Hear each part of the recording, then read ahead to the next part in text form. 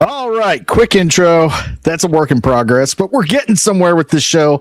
It's starting to actually feel like, something that can be a little more sustainable, a little more consistent, but baby steps. So we're actually on a good schedule now that we're back. It's Thursday, so here we go. It is Thursday, isn't it? Or is it? Yeah, it's Thursday. Yes. Okay, you looked confused, Theo. So I was like, wait a minute. Did I get my days put up? Well, no, I said, what up, chat? And it says Iron Oxide said, what up, chat? And I'm like, no, Theo said, what up, chat? What's going on? You're doing it from the StreamYard thing. You got to make sure it's linked up to you. And if that doesn't work, okay, just do it from a separate tab. That's fine. My bad. That's okay. We were this close to being a professional show, man. This close. Oh, man. All right, but we're getting into it. It is part 2 of the Cringe Wars. Piers Morgan versus Nick Fuentes and Candace Owens versus Tim Pool. We didn't have time on Tuesday to get into Candace Owens at all. That sounded a little wrong, so I apologize. Didn't mean to insult your lady's honor there. Yeah, so. Please respect my relationship. Thank you. Gotcha. But we're going to get into it tonight. Right after we finish up, a little bit more to dig into with the Piers Morgan and Fuentes stuff, and then we'll go right back into it. But tonight we're actually joined by Sammy Threepeat. What is going on, man? Last minute edition. Yeah, hey, you know what? I couldn't miss the opportunity to talk about this because, yeah, like Theo said backstage, Christmas came early, and it's Mr. What's his face and sitting in his cuck chair. Piers Morgan. Remember when we respected him as a journalist?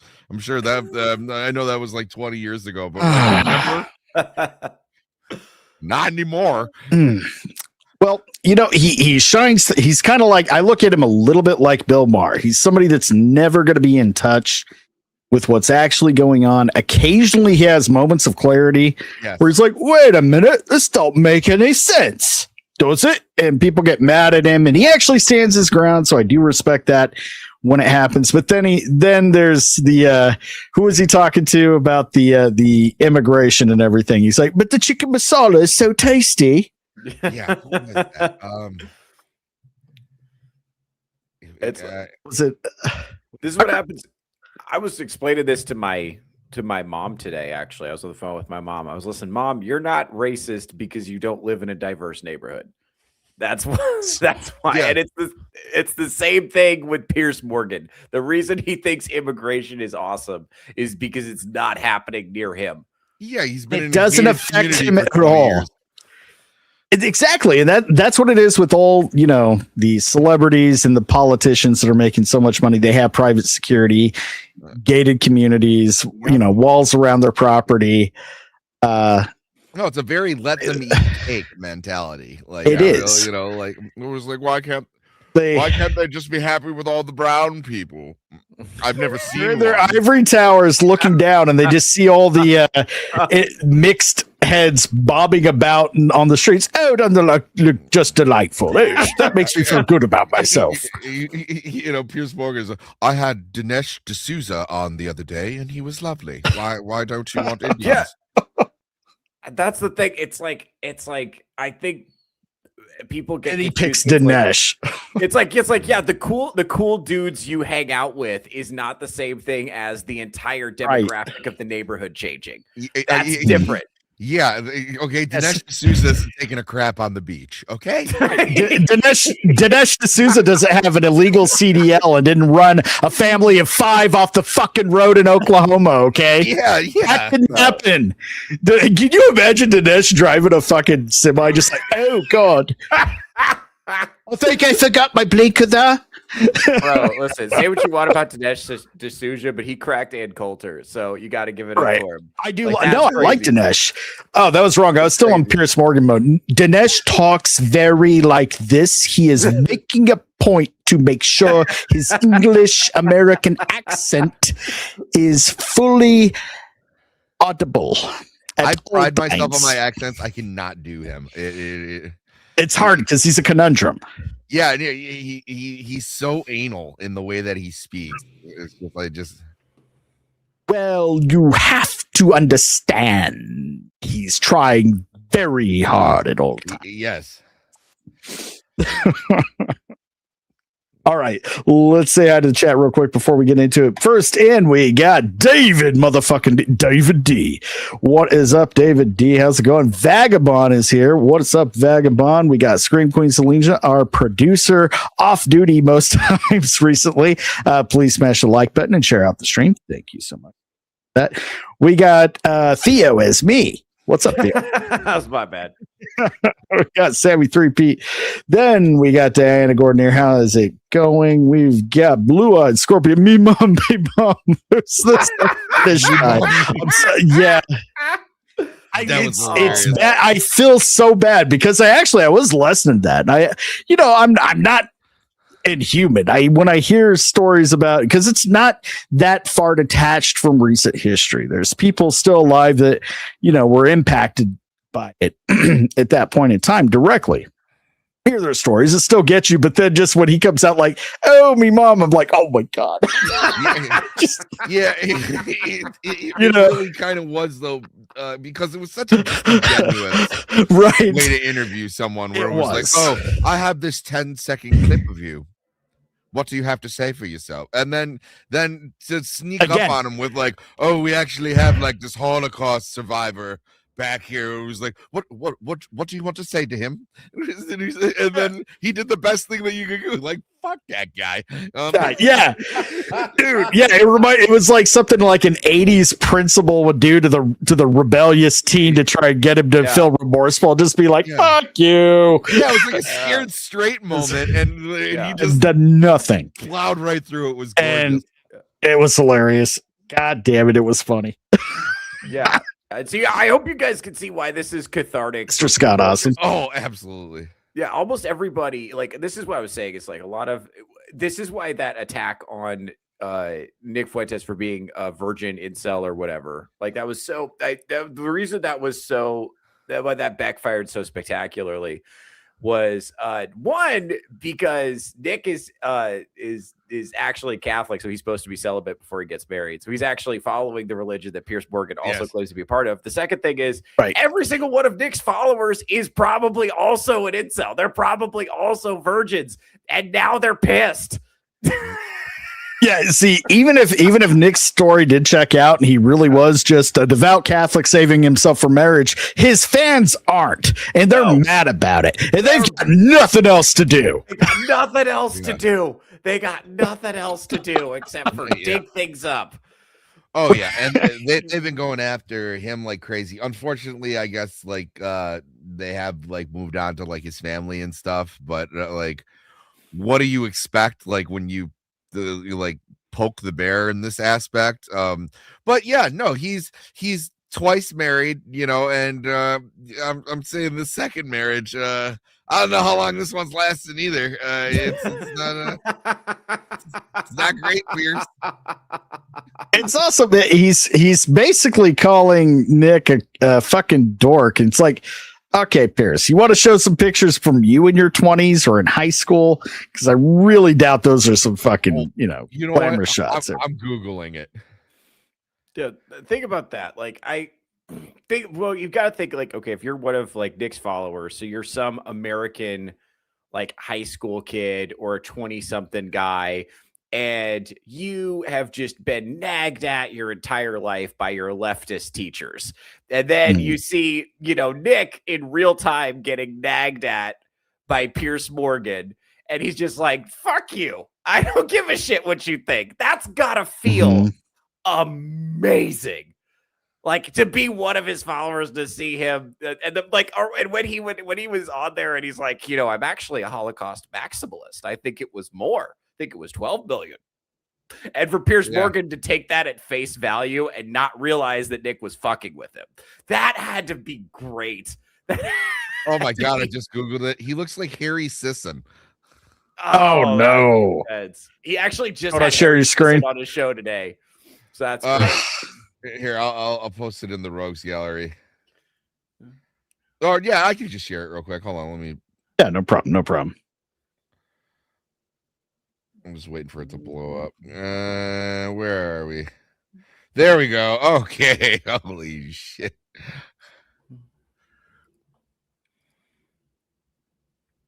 Pulling it up, and here we go. Oh boy. Oh. What are you, a virgin? Oh, dude. Yeah. You little. What's the matter? Yeah, this guy was totally crushing puss and throwing nerds in lockers in this time. And also, you missed the spot, like with your little cheese stash there, bro. Like,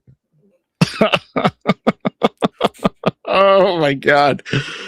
Oh, it's like somebody took Daniel Radcliffe and put him in front of a funhouse mirror like a doorknob and just whoop.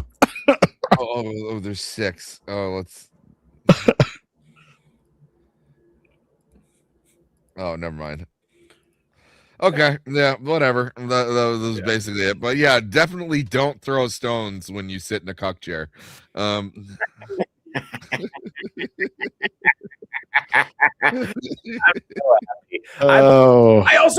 hated watching him go after Nick's dad like that. And I know Nick told that story on his show, so he opened himself up to that line of attack, whatever. I hated that he mentioned his dad by name, and apparently his dad has some government job too. So that's a fucking heinous thing to do. It's just because like it's also like, so what if he brought it up on his show? You don't know if he's telling the truth or just, pretty much making up a story just for the sake of being entertaining. Yeah, remember, his parents are not famous people. So it's like bringing them into this seems like necessary. He's doing it to try to paint a narrative like, oh, you turned out. Because remember, his framing is Nick is evil, bad, racist, mustache man, admirer, bad guy. And you are that way because your evil, bad parents raised you to be racist, is what he's trying to. That's the narrative that he's trying to create. And God, this is why people don't like the legacy media. This is why, because they try to do stuff like that. This is the stuff that, God, that's what makes regular people angry, because that's like tabloid bullshit. It's a bitch tactic to throw them off guard. And then he laid it right down on the line. He's like, listen, like, my dad's not famous. Like, my dad has a job. My dad's not here to defend anything to say. So why don't we both be adults and like leave my dad out of it? But you brought your father up. It was like, no. I said something on my show in context. You brought it up, and he's not here to defend himself. Shut up. Well, it was a dick move. It wasn't cool. It made him look disingenuous. And basically it just goes into the entire point that the whole interview itself was done completely. He had the complete wrong approach. If he wanted to actually get through to Nick Fuentes, find out more about him, he should have just been asking more questions, but more importantly, listening. And the questions he should have been asking were more about, well, what is this? Why do you think this? Okay, tell me more about per capita, because of course he doesn't understand anything about that, or he pretends not to. It's like, dude, you are just woefully unqualified to be having this debate, because you look stupid. It's weird because he just looked stupid. He just looked stupid. It's like, oh yeah, what about school shooters? That's like what one of these like retards from Jubilee would say. That's like not what like an adult who like read something about the subject would say. Again, this is what's frustrating is there are the oldest arguments that really isn't effective. It's already been proven to be ineffective because even the argument in and of itself doesn't hold any fucking water. Yeah. Yeah. Well, I didn't mean to cut you off. But go ahead. It's also just blatantly dishonest. Where if you were trying to say, well, no, because he flipped it on him because he said, what percentage of white people actually commit this? He was trying to show the, like the size difference between, white people and black people, and then just to like not acknowledge that there is a difference. Like, there's a huge difference between when the majority of the country does something and a minority does it at a higher rate. That's what per capita is, that we're per capita is trying to show. It was like, if you're not even acknowledging the argument, then it was like you can't have an honest conversation, and he just looked like a fool. No, and that's why he was so quick to. We touched on this on the last episode. He was so quick to change the subject to something else, right when Nick kept kind of digging his heels in and bringing it up more. Well, because he's a fucking boomer, right? And the worst thing that you could ever call a boomer is racist. Okay, because they grew up in the times where, like the civil rights and everything. That's the last thing you want to be labeled. Now it's so watered down, we don't care anymore because like we have a point to make. It was like, so if that makes me racist, so be it. We got to talk about the problem here. Mm. Yeah, actually, not talking about the problem makes it a lot worse.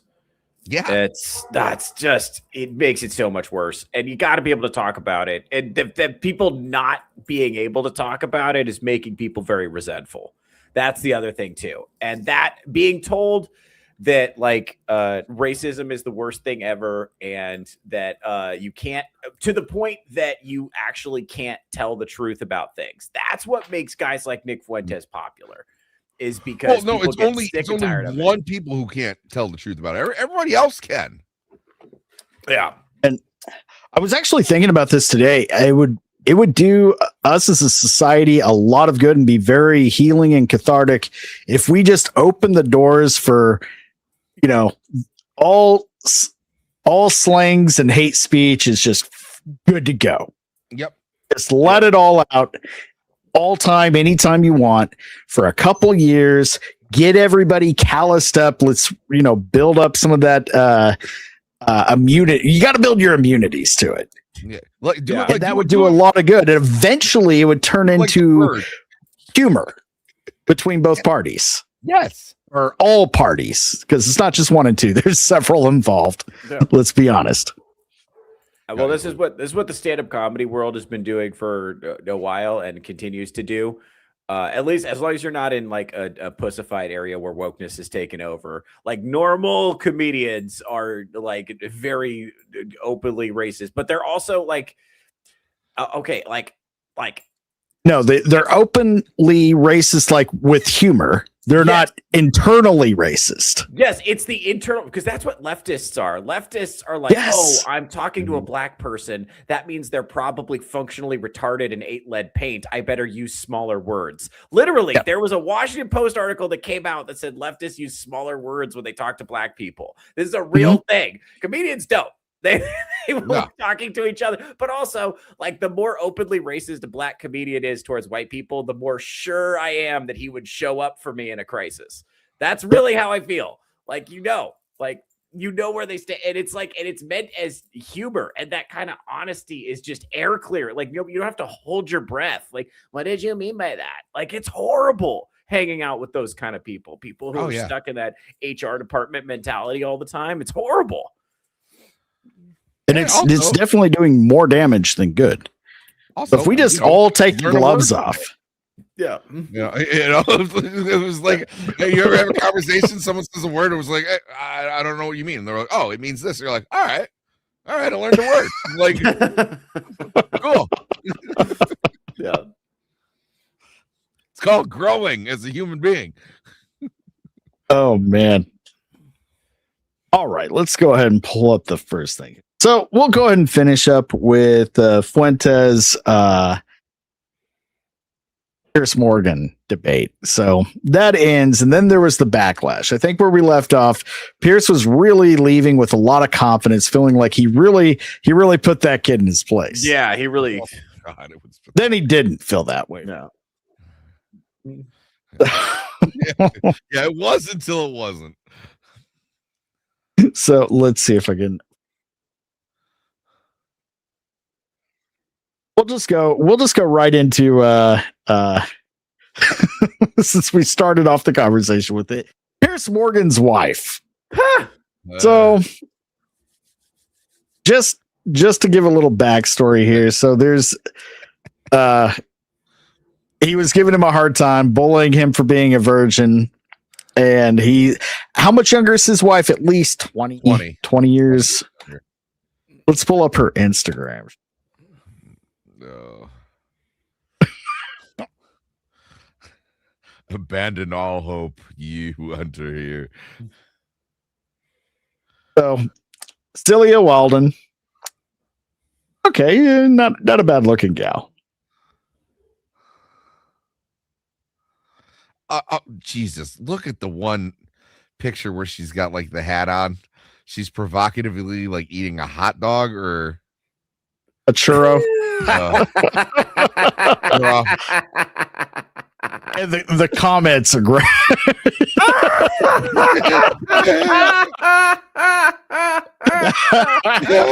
Yeah, that's the thing, dude. Oh man. No. Cock-a-doodle doo. Oh man. Oh man. Yeah, the doghouse for sure. I love the pigeon. Yeah, because it does look just like him. Does look a lot. And that's funny because that's just a random one we pulled up. The Cheeto one.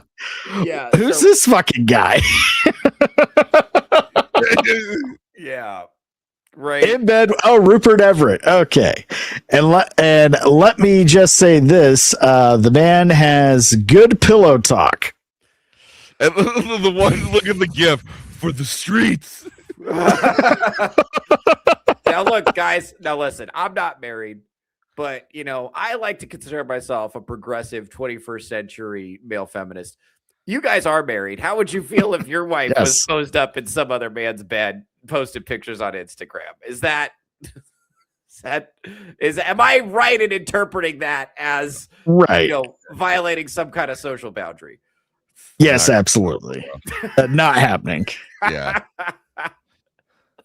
That would be the first and Oh last. boy. Hey, there are a couple of her with him, so the comments are still great. Oh man. Yeah. Piers is gonna have a tough couple of weeks on the internet.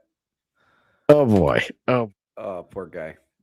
What's that one? Go up where hold on. Where she's being like a total hot babe. Oh yeah, go to the one where he's in the fedora, just staring in the camera. Okay. Oh, this one. Oh boy. The pigeon is like the first one.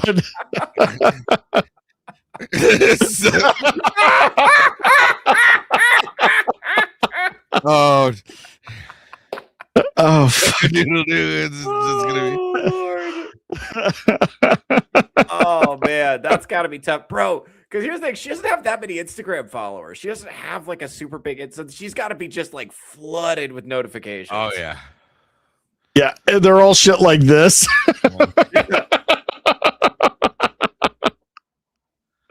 Oh no.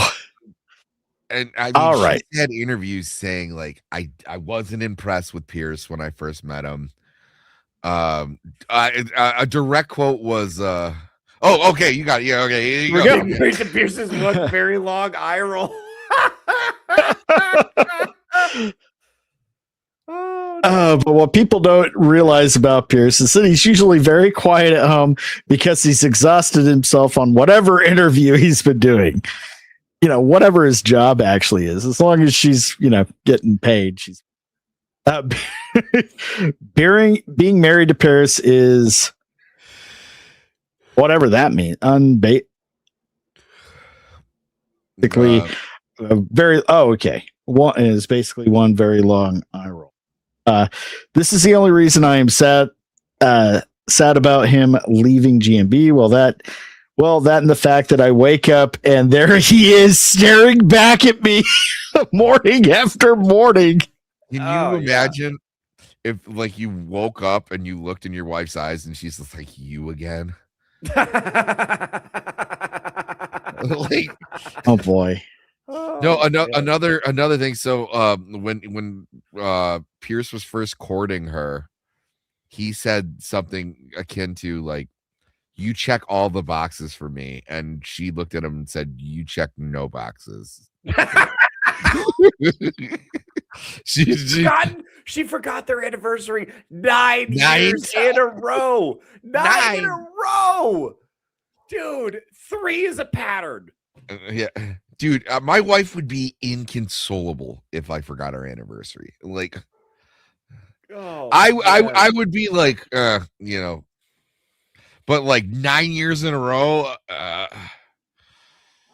how did we find out that information? Did she just publicly admit it? Piers Morgan talked about it openly on like a show or something.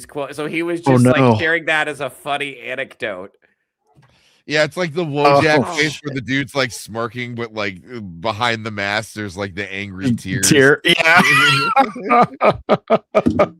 Do you have the one of the guy in the Speedo washing her car? That Instagram post was very She might have deleted it, but I hope it's on here because it's there's screenshots of it everywhere. The Groypers have been thorough. Yeah, they have been. Oh man. God, that's the thing. It's like I'm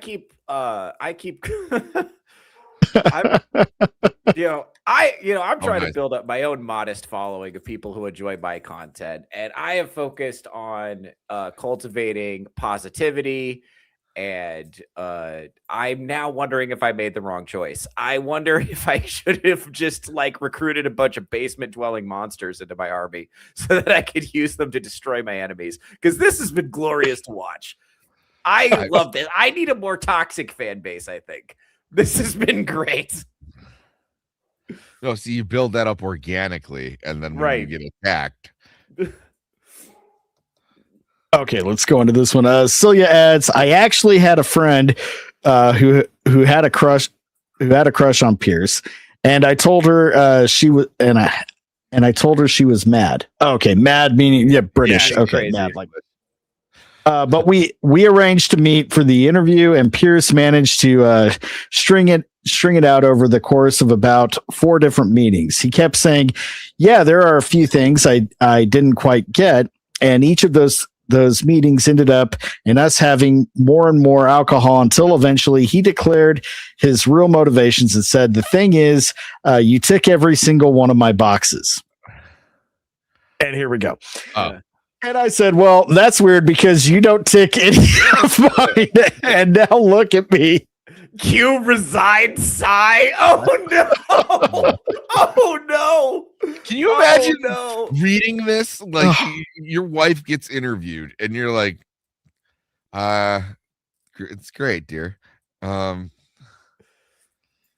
Oh Lord. Do you want a divorce? Yeah, this is very reminiscent of Theo's favorite recent topic in current events, Akash Singh. Yes, and his wife. That was another one with a big age gap, by the way. And another one where there wasn't there? At least 10 years, right? Yeah, they were like 10 years apart. And now, when you're that young, he's 30. If she's 20, that's usually not too bad. So I don't want to give her too much benefit of the doubt. But Piers and her, she's probably not even 40 or barely. Well, she might be 40 now, but that means he was at least 50 when they met when she was like 20 or 30. Yeah, I think she was 30s and he was like late 40s when they. Well, she was an established journalist. It's just he was a much more famous journalist, and so obviously there's that. That's why she married him. She only had like a following of like 50,000, and I mean, which isn't bad, but I mean, it's by no means what Piers Morgan has. Yeah, and then anyway, after the resign sign, as you can see, he like started wooing her by like buying her gifts and shit, which is just Not a good strategy, not a good no. way to start out. Oh man, that's tough. Yeah, no, you Yeah. woo her with gifts and shit like after there's like a mutual yeah, thing, right? You know. yeah, you can buy her whatever you want after she's already into you, but if Yeah. she's not into you, buying her shit is not going to fix that problem. No, you're just creating a worse problem because you're creating a dependency of, well, I can stay with him just as much as I can stand just to get shit. That's pretty much the whole goal there. Oh man, see if Piers Now wasn't pour one out for the homie. Yeah, I would. If Piers wasn't such a twat, I would feel bad for him for this. This is exactly the kind of thing I would normally cover sympathetically on my show, but it's completely self-inflicted. And watching him just absolutely go after Nick Fuentes, and by the way, so now we know when Nick called him a beta male orbiter, said that he was a simp, and said that he was completely henpecked, and said that he was the reason women are acting like this because of his bad behavior. We now know that that's exactly right. He diagnosed it exactly correctly. Yeah, I have to say I was never much of a fan of Fuentes, but like my Yeah. respect for him had gone up. Like it was like the Sydney Sweeney interview. You know what I mean? Where she just kind of sat there and the leftist journalist was trying to string her along, and she's like, "No, not gonna happen." Like this is great. Yeah, this is a win. That's a good analogy because I'm not a fan of hers. I don't know any of her actual acting work, but I respect what she did there. Until recently, she's kind of backpedaled and bent the knee a little bit. But with Nick, this is what's really what they don't realize what they're doing. They're taking people that don't generally agree with his opinions and will become fans of him. They still won't agree with him, for the most part, but they're gaining a respect for what he's doing and how he's handling himself with legacy media and all these gotchas and everything else. They're more sympathetic to what's happened to him than being critical of the things he says. Yeah. So this is just building his fan base and pushing him that much farther into the mainstream. Sorry, go ahead. Another thing too, you have to think this guy's a cult of personality, right? Like, like he has built a fan base like from the ground up. He started when he was really young, so like he does kind of have that deer in the headlights look about him because he looks young. So like Piers thought that he was gonna like take this kid to task, and he was like, no, you're locked in here with me, Piers, and that's really how it went. And but you have to respect the dude knew what he was doing. He was called, there were times where they were talking over each other, but like for the most part, he was much more genial to Piers than Piers was with him. I mean, there was a couple times where he's like, "Are you stupid, or are you just pretending to be?" But otherwise, like he was pretty cordial with the guy. So, and that's good. That's going to win people over every single time. Yeah. Well, what did he call Piers? A beta orbiter? Yes. Beta male orbiter, which I loved. The other thing too, they fucked up. I mentioned this in the last broadcast. They fucked up. They gave him home field advantage because instead of flying him out to England and putting him in a studio to sit down face to face with Piers, which I think because then you're going to see Fuentes is 5'7", Piers is 6'1", putting them across the table, like optically, that's going to look very different. They didn't do that. They let Nick broadcast in from his home studio. So he's got home field advantage, and he spends probably, I don't know how many hours a day for the last 8 years he's sat behind that desk. But you got to think 4 hours a day, 3 to 4 hours a day, 5 days a week, extemporaneous live show, no commercial breaks. He's just been talking about these issues over and over and over and over again off the top of his head. Like, I mean, you set him up, you put him in a situation to be basically where he's maximally comfortable, and so he didn't do anything to kind of throw him off, disrupt him, anything. And so, and he's, like I said, that's his happy place, is his studio. So that's why I think he looked so comfortable there, despite the fact that he's Yeah.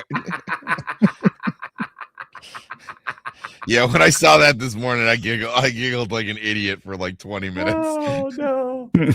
Oh no. Yeah, Pierce is gonna have a rough couple days on the internet. Yeah. It's gonna be rough. Did you see the picture of all Pierce's sons dressed up as girls? I don't know what the context of that is, but it's like because it's so funny because you have that quote from the interview where Pierce is like, "My sons are not homophobic, my sons are not racist, they don't agree with you." And Nick's like, "They sound like girls." And then you have literally can cut to a photo of them all dressed like girls.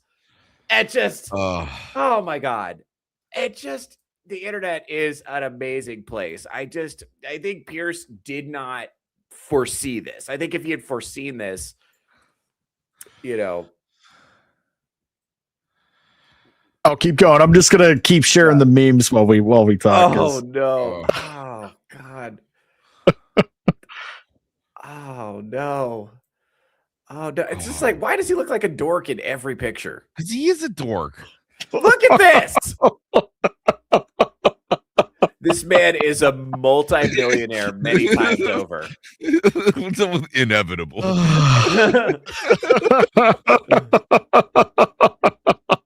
Oh shit.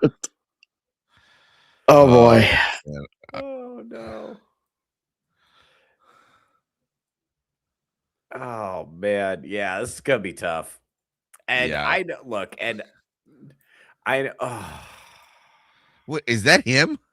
No, that's somebody else. Yep, that's a different guy. Okay. Oh, all right, dude. Oh, that's tough. I think she is with Rob Lowe. I really don't think that he saw. I don't think Piers saw this coming. I don't think he understood that he was poking a significant beehive when he messed with them. And what's crazy is like, because Crowder pushed him on a couple of things. That was not. It was. I wouldn't say it was a hostile interview, but it was a little frosty at times, for sure. And Crowder did not get this kind of backlash. And Tucker, a lot of people accuse Tucker of giving him a softball interview. Fair enough. But I think we learned way more in the Tucker interview. Like I watched that, like that's where you learn about the backstory of his supervillain origin story of being like 18 years old, being a young up and coming conservative. And then out of nowhere, Ben Shapiro gets you put on the no-fly list. That's crazy, by the way. We don't talk enough about the fucking supervillain origin story of this kid, where he started asking questions about Israel and then Ben Shapiro personally tried to destroy him. We don't talk enough about that. Like, this is the Mr. Cancel culture is the enemy and facts don't care about your feelings. Tried to cancel an 18-year-old kid, got him debanked, put on the no-fly list, like all this stuff. Basically made it so that he couldn't do anything except an internet show out of his basement. And now having survived every institutional attack you could possibly think of, having every slur possible attached to his name, now he's completely bulletproof, is uncancelable, and has a legion of followers who think he's fucking awesome. So, like, this attempts to cancel him have completely backfired, and now there's nothing they can do. He has no corporate sponsorships to take away. He has no job to lose. He doesn't work for a network. He just... Like, what are you going to do? Like, raid his mom's basement and take his microphone away? Fucking bulletproof. I mean, well, that's the one thing you got to think about is if we do have a new administration and a new power in place, that could actually happen. He could get raided. They could, there could be new laws against the kind of speech that he's, exercising. So hopefully that didn't happen because, again, I say I hope that doesn't happen because I hope that doesn't happen. But the people on the left should say they hope that doesn't happen because that could make him. That is like fucking cutting down Obi-Wan Kenobi. He will be stronger than you could ever imagine. Yes. They decide to exercise lawfare on him just based on the words he's using, which is very surprising that they didn't do considering January 7th, because that has, just like you, that's always concerned me. So that's why I heard that and I thought, oh, he's just a plant. He's a glowy. Yeah, I'm still not 100% sure that's not the case. Well, a lot of people think that the reason he didn't do time after the jam, for those of you that don't know, playing along at home. So there's this really gnarly clip of Nick Fuentes making a speech at the Capitol on January 6th. And at the end of that speech, he says something to the effect of disregard the police. The Capitol belongs to the people. Viva la revolution. I didn't say that, but like, something to that effect. And he's saying it into a megaphone, and it's like that, I think, is where you get a peek into that. For me, is the thing that's always rattled me about him, is like, oh, when he was in front of a crowd of people who were screaming and chanting and yelling and like hanging on his every word, and he was yelling into a megaphone and he had absolute control. The second he had that kind of power, he was like, let's revolt. And I'm like, yeah, because he's still that guy. He had the chance to, downplay everything and kind of quell the flames a little bit, and he's like, "No, let's go for it." No. Which I get it. I get where he's coming from, and to his credit, like he makes the argument that he thinks there's good reasons to believe that the 2020 election was stolen. Now, as we look at the numbers, there's good reasons to think something fishy happened. I totally agree with him. The mail-in ballots thing is very fishy. The fact that there were so many more ballots cast is very fishy. The fact that Donald Trump got the same number of votes and Joe Biden got like 20 million more votes than any Democrat has gotten ever is crazy. Well, just the 3 a.m. spike, after they cut off the counting, killed the cameras, everybody woke up the next morning. If you're being honest with yourself, right, left, or whatever, everybody woke up the next morning and knew, okay, this is some bullshit. Like, it may be bullshit that you like, but it's bullshit. Yeah, at some point you got to be like, okay, like if we're going to be honest with ourselves, like there's good reasons to think that something might have been fishy about that. And you're not a crazy person or a conspiracy theorist for wondering if something weird was going on there, especially now that we've had a few years to reflect and look at the actual numbers.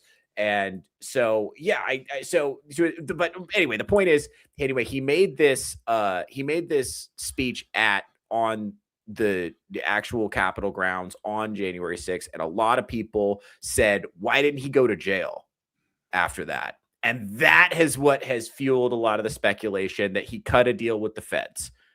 And so now he's compromised. And I don't know. And so here's the thing. I'm always catastrophizing, and I'm always keeping my eye on the worst possible outcome. One thing, look, there were a lot of things I noticed about the live chat of the Piers Morgan show. One of them is that Myron fucking Gaines was in the chat, which, for those of you that don't know, that's, a big red pill podcaster who's kind of like trying to emerge into the politics space. So this was like a lot of famous faces in the right-wing politics were in the chat watching it. So this was like a huge deal while it was happening. But the other thing too, one thing I noticed in the chat is there were a lot of people, and these could have been bots, right? Because we don't know who real humans are. A lot of people were saying Nick Fuentes has kissed the wall. And that, for those of you playing along at home, that's a reference to the Wailing Wall in Israel. So there's this famous thing where politicians and famous rich people will go to Israel. They'll put on the yarmulke. They'll kiss the Wailing Wall. They'll do the thing as like a sign of devotion. And to people on the dissident right, the white identitarian right, they see that as cucking yourself to Israel. And that's a big thing they don't like. That's one of the main issues they don't like, because they're America first. And they call they call MAGA, Make America Great Again. They call them Israel first, right? Because I want America first and you're cucked to Israel, right? And so the fact that there are people already speculating that Nick Fuentes has sold out to Israel means that Iron's hypothesis, and my also hypothesis, that eventually he's going to be too mainstream and people are going to want something harder, a little more hardcore, a little more edgy. He's not going to be edgy enough pretty soon. He's going to be too, he sold out, he this and that. And they're going to be looking for the next guy who's giving them something a little spicier. And I think that is what I'm interested. That's what I'm really interested in. Like, what's coming around the corner? Because there are people that I've talked to who are way more hardcore, and they actually believe all the things Nick is accused of believing. So whether or not he believes the thing, he's a little evasive. He's a little hard to pin down. He's a little bit clever and slick with the way that he says stuff. So it's hard to know, is he actually anti-Semitic? Is he actually racist? Does he actually support fascism? Whatever. It's really hard to actually pin him down. He can be kind of slippery, but I'm telling you, even if he isn't compromised, even his followers got to be bothered by the flip-flopping and the mainstream appearances lately. Yes, that's exactly right. Blue-Eyed Scorpios hit it on the head here. Is like the mainstreaming of Nick Fuentes. I predicted when it started that it was going to be his undoing, and it's going to create a vacuum. He already has a lot of people in his wake that are kind of inspired by him and are making their own white identitarian content. And now the next guy in line, I think, is going to be a lot more hardcore than him and is going to be a lot more explicit. Is like, yes, I do think X, Y, and Z, and I do want to exterminate this group. Let me just add to it. Yeah, exactly. And by the way, chat, let me know if my mic is still hot. I can adjust it. But thanks, Miss Sparkles, for letting me know. I was drowning everybody out there. That's why that kind of falls into place with my theory that if he's not fully controlled by the government, not a full glowy, he's controlled to opposition to a point that he might not even know about. So he might be, we need just enough of this in place to make this side look bad. But what they don't realize, and again, because we're talking about bureaucrats and people in the government, they're all fucking retarded. They're not like they are in movies. They're just stupid human beings with a lot of power and not a lot of intellect to wield it. So they could be inadvertently creating the very thing that could be their undoing. Somebody outside of their control, completely uncompromisable. It is way more influential than Nick ever be, and way, way, way, way more extreme. Yeah, well, he still operates in the parameters of, like what we think. Like, so he's edgy, right? I've never heard anyone say that he's dangerous. I've heard people call him a Nazi. People have been calling people Nazis for. They call Ben Shapiro a fucking Nazi. Yeah. They call black guys white supremacists. Their labels are, you take all of that with a grain of salt, right? But he still, when he was talking to Piers here, he seemed rational to me. Or it was like anytime they had like a gotcha clip, he backed it up and he explained further. He's like, hey, you're kind of taking this out of context, or do the right. It's games that all of these journalists like to play. But like what Theo said, I was like, yeah, if for God's sake, if he's just the opening dish, I can't wait to see what the main course is going to be, because like that guy's going to be a force of nature. Because everybody thought that was like he's like the natural reaction to Charlie Kirk, and I said no, I don't think that is. I was like, no, I don't think we've seen that yet. Yeah, you killed the nice guy and you created a vacuum. You know what I mean? Yeah. Fuentes was already in the mix when that vacuum was created. Someone's yet to fill those shoes. And you know what? These liberals are going to hate who fills them, because it was he's not going to be nice like Charlie is. I'm glad you brought up Charlie, and the fact that they clip and Piers Morgan was being disingenuous, taking things. Now, a lot of the things, even if you watch the full clip from Nick Fuentes, funnier, but it's still not that far out of context. It's just there's a little more humor, and there's sarcasm behind it, and this, but it was all cut down to make him look as bad as possible. They're still doing that, even though that 100% contributed to what happened to Charlie Kirk. Bunch of videos being taken out of context, frame him in the worst possible light to make him look like these things, and that's what ended up getting him shot. Yes, killed on live TV. This is important. There's a couple of things about this. One, this is what made it so slimy to bring up his dad and mention his dad by name, because he's already had more than one person show up at his house and try to kill him. That's happened more than once already. It's so slimy and disingenuous and gross to bring up his dad's name, knowing that fact, especially like Piers, like literally during the interview at one point says, Like, you've had people try to come after you before. Are you worried that some crazy person is gonna try to kill you? And it's like, why would you even say that? Yeah. Why would you even say that after it again? I caught that too. Yeah. Was saying it in a way to like, aren't you afraid that if you keep saying these kind of thing, won't somebody try to take you out or might succeed at taking you out? Yeah, I mean, what if somebody listening to this interview right now say hypothetically, someone listening right now, someone out there in America, maybe somebody who lives in Chicago, someone named Steve. Steve, are you listening? Have you thought about taking Nick out? Anybody? Like, it's like, dude. Especially after what happened to Charlie, everybody needs to be tamping that shit down. And the other thing too, a lot of people who don't know the lore about the Groyper Wars, like Nick Fuentes and Charlie Kirk were in active conflict, and Charlie Kirk was doing probably more than anybody to suppress Nick Fuentes' growth. And in response, Nick Fuentes was, sending people to ask him questions about Israel and stuff like that. And also there's a claim, I don't know how accurate this is, that he's been gradually infiltrating both Turning Point USA and the mainstream GOP with his supporters. So supposedly, like, I've heard numbers like 1 in 3 young staffers at TPUSA is actually a closeted Fuentes fan. I don't know how much of that is true. I don't know how much of this you could actually measure, but and who's reporting on it? Right, exactly. So it's hard to how say. Honest could that actually be? Again, it's all rumors. It's hard to say. A lot of this stuff is whispers, and there's no hard data on it because these people are skittish around journalists for good reason.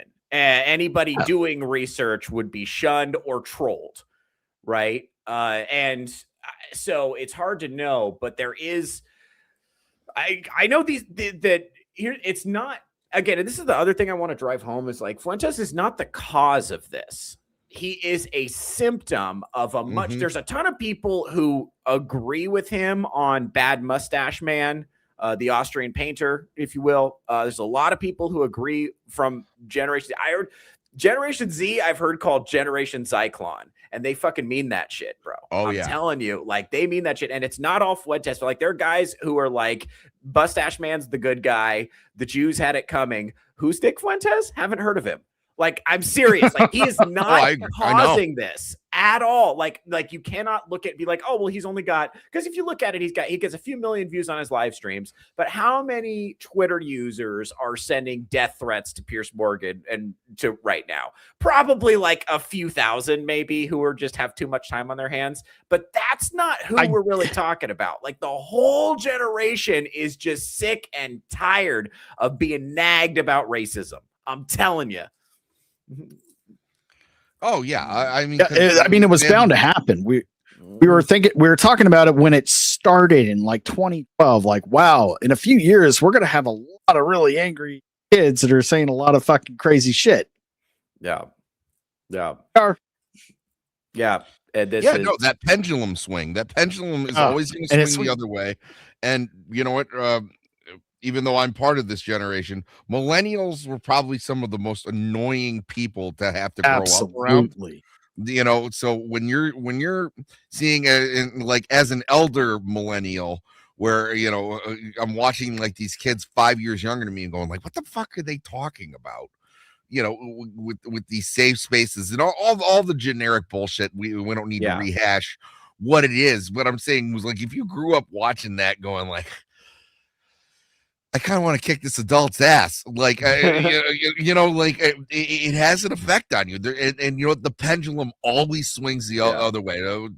So like we went, I challenge you to watch like a stand-up comedy event pre-Obama, and then watch one during Obama, then watch one after Obama, and you'll be like, oh, this is tame, and this is what it is. And it was like, now everybody's going, the pendulum swinging back. We're going Lenny Bruce, right? Like, we're gonna start saying things. We're gonna start. Oh, you didn't like that word? Don't care. That's a good analogy. We completely bypassed Bill Hicks and George Carlin. Bruce. Yeah. We have to go to Lenny Bruce to build our way back, right? Like that's just what it is. We got so decimated where all of a sudden you got guys being canceled for shit they didn't even say on stage. Like Aziz Ansari, like I went on a date with him and I don't like it. And you're like, well, he's a sex pest. And you're like, well, wait, what? Oh no, the Aziz one's great. And I can't I think he's a terrible comedian. It's just, well, he's good at what he does. It's just not for me. Yeah, I get find it, him but, obnoxious and just like he's palatable in some movie roles in small dude. No, well, I don't hate the guy. He's just not my thing. But go ahead.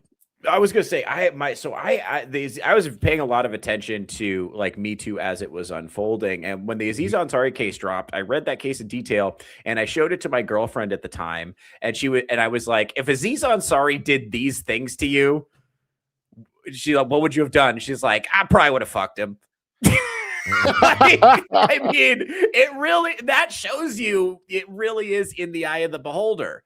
Now, like that one woman didn't have a particularly good time, and she might have been, but and when he sent her packing when he realized he wasn't. Where's the crime? Yeah, but he almost lost his career for something that was like, so in the beginning of Me Too, it was like we got like the monsters, right? Like, like we got Weinstein, we got who is that guy who worked for NBC who had like the button on his desk that would actually lock the door. Right. So like once the girl was Which is, by the way, great idea. I had one of those installed at my house. Like he's a fucking Bond villain. That's why some of those stories are so outlandish too. That's like, is that even true? Like there's this one story an actress has told about a director. She said he is holding shrimp cocktail in one hand, eating it off at the same time. Like, how many fucking hands does he have? Get your story straight, bitch.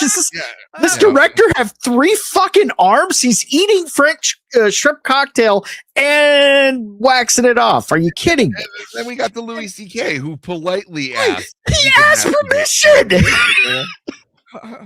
also went back to his hotel room. Yeah, dude. Wasn't the point of the whole thing is like guys need to ask permission, and he did. Right, and I'm sorry, that's just common sense. If you're not going back to a guy's hotel room to discuss your career and that's not what that's for. Yeah.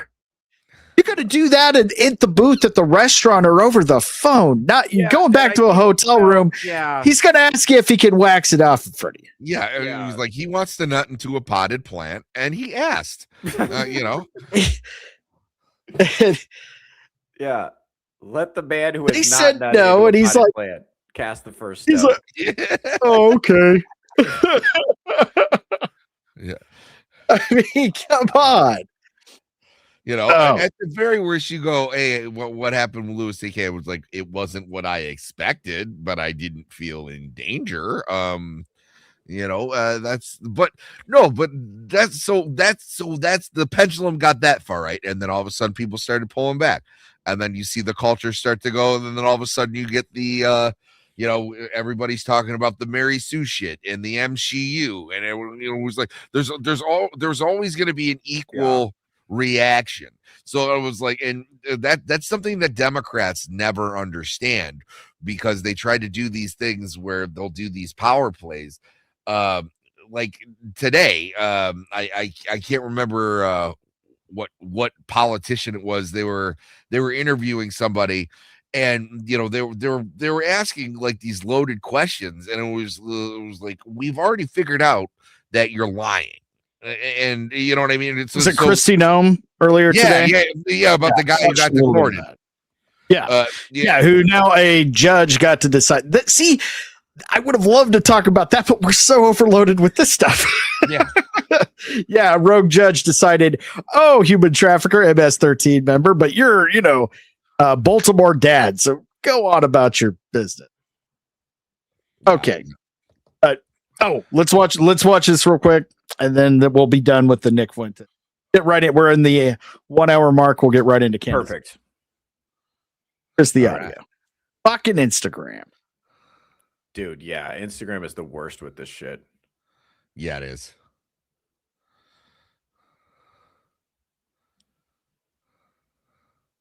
Well, it wasn't that important. Everybody's seen it. All right, pull it off. Final thoughts on Fuentes. So that, I think the January 6th speech is going to become important in the long run. Like that is, remember, at the end of the day, as we all find his clips funny, we all find it, frankly, completely justified. I totally understand why he is the way he is. I'm sympathetic to the disaffected white men of America. I'm sympathetic to that. I'm arguably one of them, just a little bit older. I'm also financially fairly disaffected myself. But at the end of the day, this is who he is. This is what happens if you put a crowd full of people in front of him hanging on his every word. This is what he does. And don't forget that. Mhm. Like that's, and here's the thing, the next guy waiting in the wings who's building his following right now, waiting for Nick Fuentes to go too mainstream, that guy is going to be worse. And this is what they think. It's exactly like I would say, they keep striking down Obi-Wan Kenobi. They don't understand what they're doing. Because remember the first guy they called a Nazi at the beginning of this cycle was Jordan fucking Peterson. That was their first big bad evil man person. Yeah, he started this. And I played a video on Theocracy, my show, Theocracy, this past Wednesday. And the first video I played was Jordan Peterson from 2015 talking about this exact phenomenon, saying, I've studied the Nazis for 40 years. And if you don't calm the fuck down, I'm paraphrasing, he didn't say that, but if the far left doesn't calm the fuck down, you're inviting something really ugly to come out of the shadows. And I'm telling you, you're not going to like it. And of course, you know what they said? Is that a threat? Some fucking like, they no, them it's a monstrosity. It's like literally. Another thing too, and we were talking about it earlier. If they start, I can't remember how you phrased it. It's when they're going to come at them legally. Yeah. If you push too hard, you're going to end up putting this kid in office. Like if you know what I mean, you're going to give him enough attention and a platform where when you turn this kid into a martyr because like he says words you don't like, you're just he's already proven that he can overcome a bunch of shit like this. Yeah, he'll do just fine in as a candidate. And it was like, then you're really not gonna like him because he's not a dumb kid by any stretch of the word. He's smart. Well, he's quick on his feet. He'd be good in a debate. Well, this is the other thing, too, that you got to think about, okay? Because everything that's embarrassing about him that would ruin a guy like J.D. Vance is already out. We already have the video of him being on a date with a gay cat boy. We already have him sitting next to men and looking at him like, We already have all these videos of him ogling hot men. We already have a bunch of, like, embarrassing shit. He's been famous since he was 18 years old, so we have all his, like, awkward young guy photos. We know he's probably, we already know he's a little fat now. Like we know he's closeted gay. We know he's, kind of a weirdo who lives in his basement. We know he's a virgin incel. What else you got? What else are you going to throw at this guy to try to take him out? All the embarrassing shit is already out. You already took away his bank account. You have no corporate sponsorships. He doesn't work for a business. He doesn't work for a network. What tools do you have now to, within the framework, to take him out? They basically gave him everything he needed to go fully independent and separate from them by taking away his ability to be influenced by, we'll just give you this much money if you just tone it down a little bit, sign the contract, it won't be that effective. And then little by little, they start nerfing him. There were so many different ways to go about getting him to go in the direction they talked about this last night. Like Ben Shapiro is the one that shit the bed with him. You had to school me on that. Yeah. But what Ben Shapiro should have done instead of just going all after him because he didn't like what he said was listen to him and try to mentor him. Yes. Like agree to disagree about some things and go there. He could have been the most promising host working at Daily Wire and then broken away to start his own channel at some point. And it could have been like, hey, he could have brought him out of the way and say, hey, you're very talented and intelligent and precocious. I heard you have some questions about Israel. Let's talk about that. Because if he was really confident that he had the right of it, that he had the best arguments, then go through the facts with him. This is my logical argument for why I think this is important. And then if you're confident in your argument, you should be confident that you could win the day or maybe reasonable people could just disagree.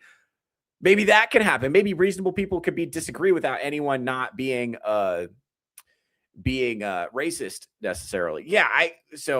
He's not, that's a thing that I think people are confused about. And this is the people who are not on the right, who are on the far left, are thinking that like Nick is MAGA or a Trump supporter or whatever. And I think he said he's an admirer of Trump, but I don't think he's in any meaningful sense part of the MAGA coalition. He's part of a separate wing called the America First wing. Yes. So they pejoratively call MAGA, MAGA calls themselves Make America Great Again. And it's a Make America Great Again versus America First. Now, America First calls MAGA pejoratively Israel First.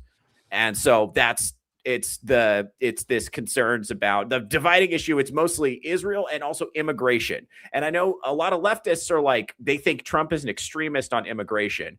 And Nick Fuentes' wing says, no, you're not going hard enough on immigration. So this is something interesting. So the far left hates the edits from Homeland Security, where they put like a Sabrina Carpenter song and it's a bunch of guys getting arrested, which I think are very funny.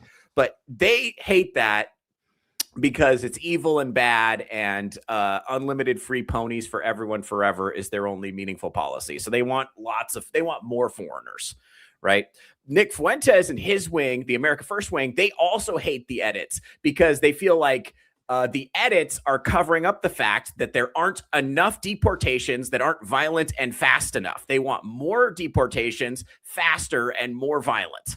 And they feel want like they're full scale, militarized, boots on the ground, every city, getting them out of the country. And so, so he's in a completely, so they agree that he is disappointed with the Trump administration, but for completely different reasons. I'm telling you, for the people on the left who think that Trump is an extremist on immigration, the people who don't like Trump, especially in Generation Z, especially young men, the reason they don't like him is because he's not extreme enough on immigration. Their main issues are Israel and immigration. And Trump is bad from their perspective on both of those issues. Like, they're really concerned about like worldwide Jewry, which is, by the way, an expression you won't hear. You're hearing it all the time now. Last time you hear that would be in like a book from the 1930s, in like the back of a weird bookstore, or like you're saying, 4chan. Like, Nick Fuentes really is like 4chan come to life. It's crazy where the discourse is now. Like, I remember when all the racists were on 4chan, and you would go there and you'd be like, oh man, that's funny. But now it's like mainstream political discourse. It's crazy. Yeah. So it's almost like that old movie from the 90s with he embodied all the internet data of every serial killer. Remember the name of the movie? Had him and Denzel Washington. Nick Fuentes is just that version, but for yeah, dude. Yeah. Iron, your mic is kind of cutting in and out. I don't know what's going on with that. Well, I turned it down because I was told I was a little too hot. So bear with me. I apologize if I'm too loud. Yeah, I think it might be some kind of like echo cancellation or something is cutting you off at the knees or something. I think that might be it. Yeah, double check it. No, I got echo cancellation turned off for that again. You trying to unplug your modem and plugging it back in? Exactly what I did, only with a button. Hopefully that works. Chat, let me know if I sound like shit. All right. So we got about another hour left. You want to get into some Temple Candace Owens shit? That'll be fun. Yes. I know I do. All right. We're just going to start with the best thing. The best thing first. We're not going to, everybody pretty much knows the story, so we're just going to comment on it, but might as well go with the right off the bat. There it is. Dude, this was epic. I watched this like 4 times. So here we go. We're just. Candace Owens is a fucking evil scumbag. She is a degenerate cunt.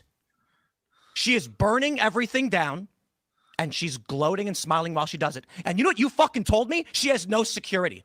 She doesn't fucking deal with the shit we have to deal with. She's a piece of shit. She's making everyone else suffer. And all of these fucking conservatives out there that send me these fucking messages have no fucking balls to call her out. More and more people have started doing it. They send me these fucking messages. Good for you, Tim. Good for you, Tim. I wasn't the first person to do it. I'm not going to take credit for that. But don't fucking DM me like I did something for you as you fucking cower, scared that she'll put you on her thumbnail and claim you benefited from Charlie Kirk's assassination, which he's doing to me right fucking now. Yeah, that was the. I'm fucking done with these people. She has security, just not on the level of you. Oh, yeah, the one fat guy you mentioned with no wall and no barrier in a suburban neighborhood with neighbors. She doesn't give two fucking shits. No one's out for her. She's lying about all of this. You told me you went to her house and she's got a 4-foot wall and one fat guy, and she doesn't give a shit about her security.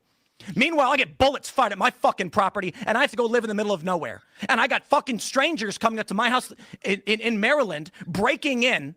I got people showing up and beating up the residents who trying to live there. How the I do want to pause it because this did just happen like a few days after the drive-by shooting in his property, which was confirmed.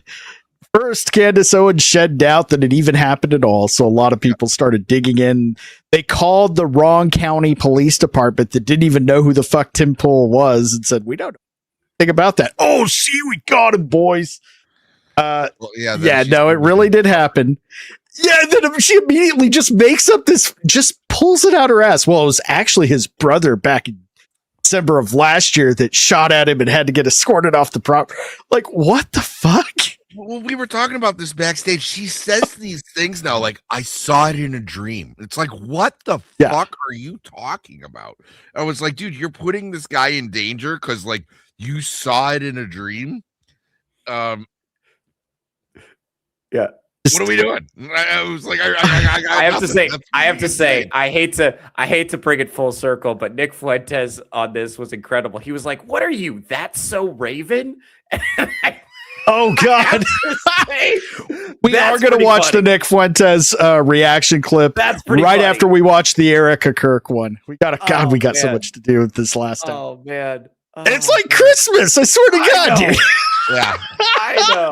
The content gods were generous this week. Right. Oh, man. I mean, yeah, we're watching the whole thing burn to the ground.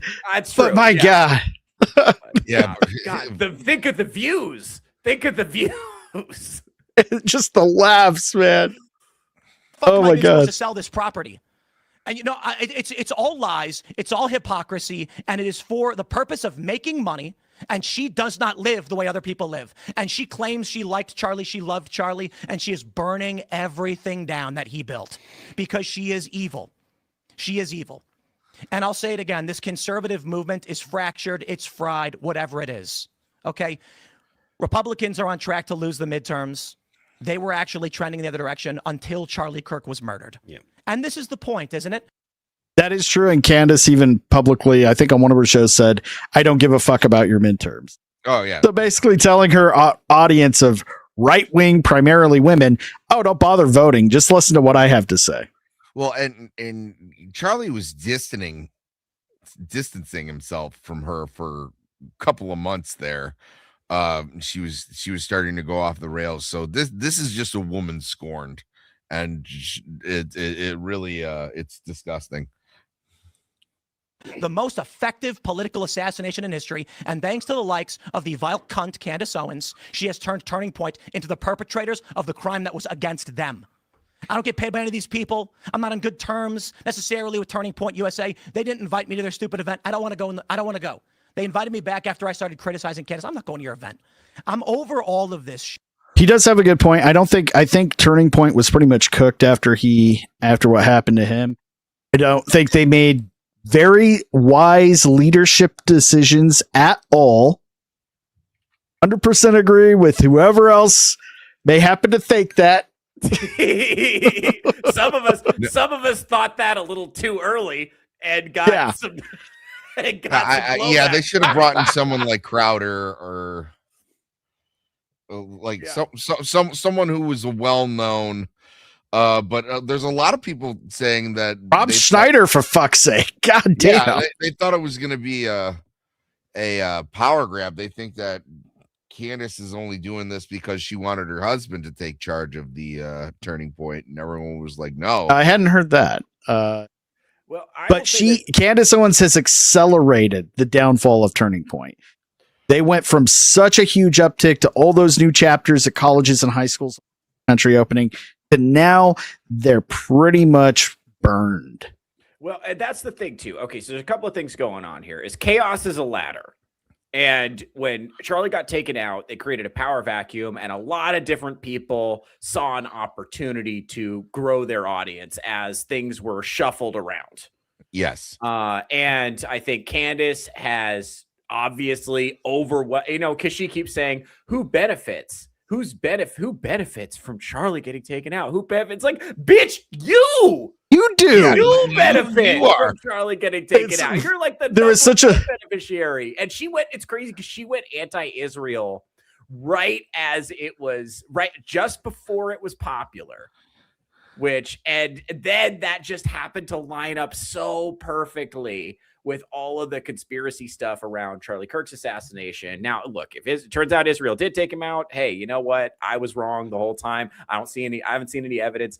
A lot of people think you're stupid to believe the official story. I think, look, mentally ill leftist tranny lover takes out Charlie Kirk makes sense to me. Like, if you understand the way these crazy leftist tranny types think, that makes perfect sense to me. Like, that's logical. Maybe there's an MK Ultra component to this. Maybe this is some kind of government thing, whatever. But like, I don't buy the whole like Mossad took him out because he was gonna start supporting them less. I don't buy all that. But like, also, like, Candace is benefiting tremendously because people are uncertain. And what's really crazy about that is she has a huge, huge female audience. She's very influential with women. And so like she's, I think, in times of like incredible fear and uncertainty and violence that a lot of us were going through, a lot of us were shell shocked after Charlie got popped. I mean, shit, I went to the woods for a month and didn't talk to anybody. I was like not in a good place after that, man. I know a lot of us felt that way. Yeah. And so I think a lot of people, regular schmegular Americans who had no idea what to do, and Candace was speaking with a lot of confidence, and she was speaking with her intuition, which, by the way, to us, that sounds retarded. But to her female audience, they're like, oh, wow, she's so brave. Oh, my God. I felt that, too. I also had a dream about it. And you know what? Yeah, I bet you did. You saw a guy get shot in 4K video 30,000 times. The human brain's not meant to see that kind of shit over and over and over again. You're meant to see it once in real life, be like, that was horrible, and then spend the rest of your life forgetting it. You're not supposed to see it 40,000 times in one day. I mean, fuck, man. You guys remember what Twitter was like that day? Oh my God. Oh my God. Yeah. Terrible. So people saw that, they're so disrupted, and they go to somebody like Candace because she has confidence. And then meanwhile, of course, I think the thing why the Erica Kirk decision was never going to work is because I think a lot of people, especially the men, were so angry anyway about how the left had been treating them. And we talked about the school system. We've talked about the cancel culture generally. We talked about the pussification of comedy. We've talked about the demonization of young guys and how they grew up. But also, they were just like Eric Kirk was just not going to be able to be a lightning rod for the anger and the desire for vengeance. Like, that desire for vengeance needed to go somewhere. And I think Nick Fuentes was just waiting in the wings.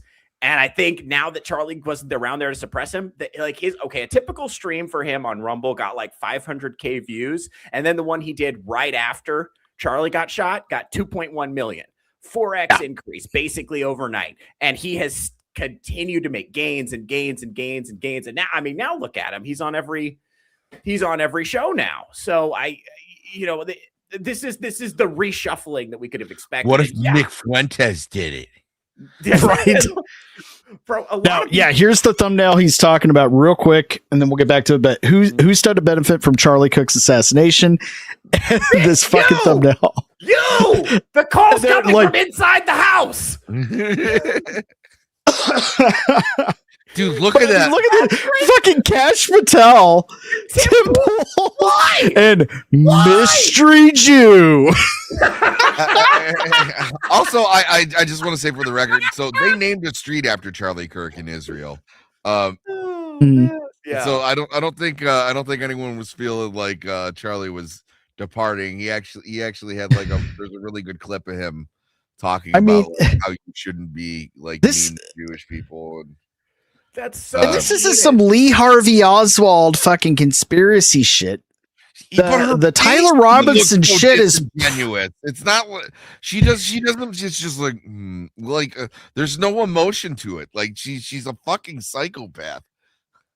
I mean, she's made claims that she's talked to Tyler Robinson's family that and they're just too afraid to talk to anyone else but me and my scoopers. Yeah, bullshit. Like, but dude, why are you they're the one? Why are you putting him in the thumbnail here because we're in an environment where people are getting shot, right? Yeah. We're in an environment where people are getting shot. Why? And your audience is that's my crazy. point. Why? And that's why I see Temple maybe acting a little like over dramatic and maybe a little bit performative, but I think for the most part it's genuine. You're right. Yeah. For her they to shot up his house. Right. For her to exactly. And she's doing this. No, and here's the thing. For her to be like, well, yeah, men act very insecure when they're having financial problems. I think I would have killed her. That would have been the end of her. I was like, bro. Yeah, like that would have been the end of Candace Owens. Like if she was like, I can you imagine it was like you put this out, right? Someone just shoots up your house, and then someone's playing a game like this, and it was like, well, maybe it's just because you're a fucking broke ass. And I would have like you would have saw my eyebrow twitch. She started rumors like, well, he's actually gambled all his money's away, and he's at the verge of bankruptcy, and all of his employees are not getting paid, and all this shit. Like, fucking just saying that. It would have because been like the she's smart. I would have packed her into like a sleeping bag and patched her up against a tree. Like, he talks pretty openly about enjoying gambling. Yeah, he talks about way too much. It's actually quite annoying. So it's just like, he's not hurting. That's the hook. We'll go with that. But he also, he did business. Sometimes business costs more money. Like, fuck, man, my business costs sometimes more money to run than it makes. That happens a lot, actually. When you're trying to run a business, sometimes you eat shit. It happens, Tim. Don't let her get you down. Women don't understand this. See, women don't understand this because they get money for free for having tits. They don't understand what it's like. I honestly think she's just being a woman here, and she has no idea what she's doing. She has no idea that she might have put Tim in danger. She has no, you know what I mean? She's just being a gossiping girl. I don't know. I don't think this is the thing about Candace Owens that I don't think she just doesn't give a fuck. She's just like, she sees this. She's that meme of the person staring at the mirror and like, you go out there and you make this all about you today. Yeah. That's her thing. She finds a topic. How do I make it all about me? Like, and like, she'll go from doing some entertaining though outlandish reporting, talking about Macron being married to a man, probably, but she just finds the hook, goes with it, and to turn up the attention. Oh, and by the way, they're trying to have me killed. Everybody's trying to have her killed, and she's got one fucking fat guy in the suburbs as her. That's her security detail. She still would have picked the bear in the woods, right? Like, dude. And that's the thing. Like, I don't want to get too into the personal stuff. I do think it's weird that she married a British aristocrat after knowing him for 18 days on Zoom. That is fucking weird. I'm not, I don't want to get too into the gossipy shit, but that's true. I do think look, bro, I mean, you see her hanging out with Charlie. It's like, look, I know what it looks like when a girl likes a guy. I'm just saying, like, I don't think that's true. Those old videos. I don't where think they're dancing and shit. Yeah, dude. Yeah. And we know she likes white dudes. I'm not, by the way, Candace, I'm right here, baby. I'm just saying, but listen, setting that aside, I don't think it's crazy to say, hey, maybe, the guy that she actually wanted to marry got killed and she went a little stir crazy as a result. But like, she's definitely made some weird choices. Like the marriage situation is weird. I don't know what's going on there. It's just suspicious. I don't, it's crazy to me. Like, I can't imagine the thought process of putting Tim Pool on the thumbnail just to baselessly suggest that he's somehow involved in this, to baselessly suggest that his brother was the one who did the drive-by shooting with just no evidence. Now, here's the thing. If it turns out she was right about that, because he's been calling her out. But like, that's the whole thing. And with her audience, they don't go there for facts. They don't care. They don't care. This is true. No, I do think don't. I can fix it. They don't go to her because she's like got research information. They go to her and she says things like, I had a dream about this, and this is what and they're fine with that. They're like, I also had a dream about it. Oh my God, maybe we're having the same dream. Maybe our dreams are synced. Yeah. Like what? They study astrology and shit. That's her. That is her base. They're, conservative leaning millennial wine moms that like true crime. Yes, that's the fan base, and there's a fucking lot of them. Yeah, there's a shit ton. like we were joking backstage. I said you should make a meme and just replace her head on Miss Cleo. I'm doing it. Yeah, that's the dream, darling. Oh. Yeah. Those Egyptian airplanes, I tell you, baby. The men in the maroon shirts, they coming. It's like, this was not. First of all, we would not accept this from a man. Can we agree? If Alex Jones says a lot of crazy shit, but he's like, I have a research team. Also, I'm a little retarded, but this is what we found out. Yeah. And he brings it out. But he holds up the papers and he actually shows where he's getting it from. He actually shows. So, but imagine if Alex Jones came up, it was like, I had a dream about this. I had a vision come to me after I ate a pudding pack. And I think Israel did it. Like, imagine if he was doing that. No, of course we wouldn't accept that from him. Because it did when he did have a lot of anonymous government sources. Yeah. Started getting called out on that a lot.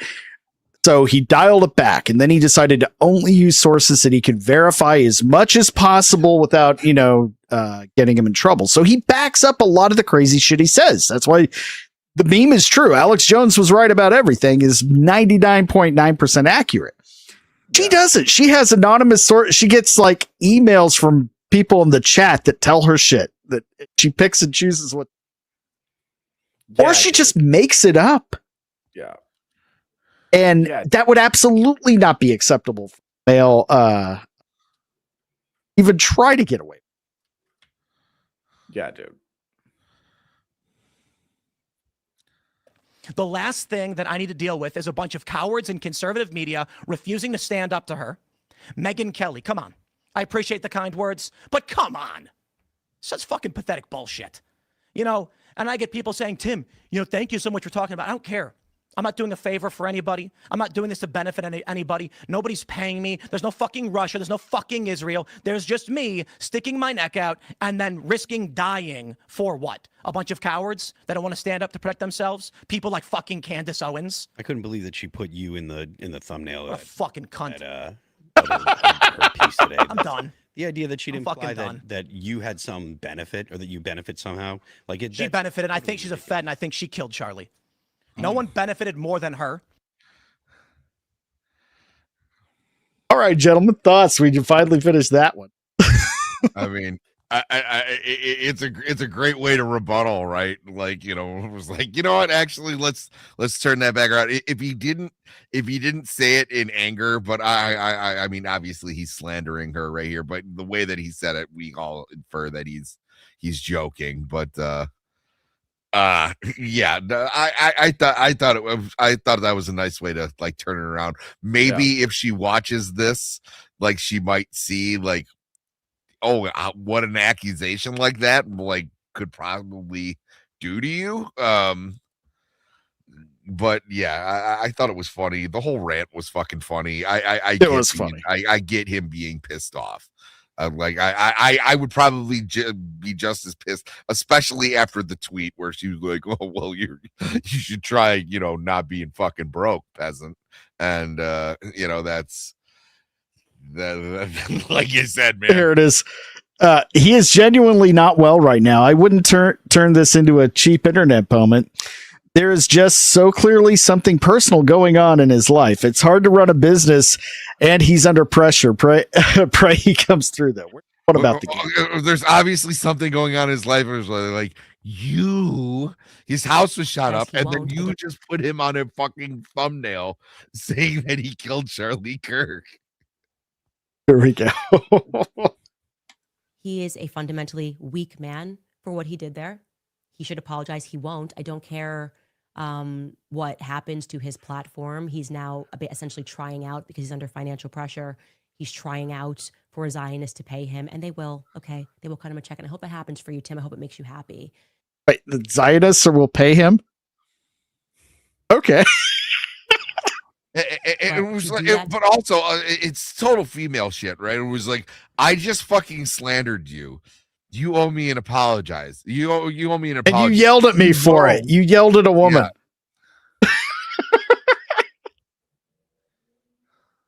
It is crazy. She still had to like slip in the juice stuff, just kind of slide it in. What a great still. And You got the. Oh yeah. To someone who has never done anything to you other than disagree with you about the charge. You put him on the thumbnail, insinuating that he had something to do with Charlie Kirk's death just a few days after his home was shot at. You also said that the home wasn't really shot at, that he made the whole thing up. And then said that his when brother. he found Don't out forget it wasn't made up. You said it was his brother. Yeah. So that's Well, that was before she said it was his brother. First she said it was made up. Okay. Then she said it was the brother. She accused him of his brother. This, I think, it happens after this. This shit has been going on for days. Oh, let's hold on. Tim Poop is broke. He must prostitute for shekels. See what I mean? Oh See what man. I'm talking about? Yes, they're paying him even now. Hey, if you got something to show, man, send me the link. We'll share it. Thing that can back that up. Interested, because I mean, I'm not playing it either side. Yeah, that's kind of what this reminds. I don't know. Like, I think as a man, I got triggered by this because it's like you ever catch a woman like dead to rights and she's just provably wrong, and she's like, "Wow, you clearly have a lot of personal things to figure out, so I'm going to take myself out of this situation. Just let me know when you're ready to talk calmly." And it's like, I would put you through a wall. yeah. No, she's like that one. Do you ever see that clip where the woman's like arguing with Alex Trebek on Jeopardy? Where he's like, "No, I'm sorry, it was this," and she's like, "No," and and Alex Trebek's like, "What do you mean no? Like I got the card right here. It was like, I got a panel of judges. She just kept responding with no, and it was like, no's not even an argument."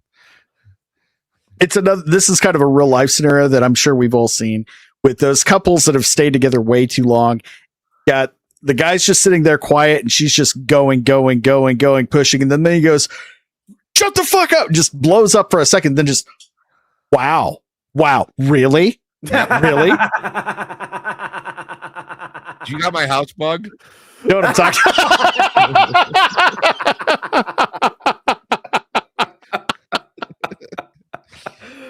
Oh God. Yeah. All right. Oh man. Hold on. I got to screen cap this. I might need her for another thumbnail. And this is perfect. Yeah, no, I always advise everyone of this. It was like, if you're ever sitting in a restaurant or out in public and you see like a woman just jabbering at a man, and then the man finally responds with, "You know what follows after you know what is going to be fantastic." Oh man. Charlie Kirk narrative. I have not focused my content on you, and anytime your name has come up, it has been because you have explicitly been attacking me. You are a coward. You are. He started off pretty reasonably, just disagreeing with the shit you said, lady. Yeah. You just said you only went after him. I just disagreed with him. No, he disagreed with you, then you went after him. Yes. That is some textbook gaslighting there, lady. You are less than a man. Okay? You are behaving, your type right there is like a person who's having financial issues and yet decides to go out and put 100K on a poker game. And when he loses and is a further 100K in the hole, comes back home and beats his wife and kids and thinks. Okay.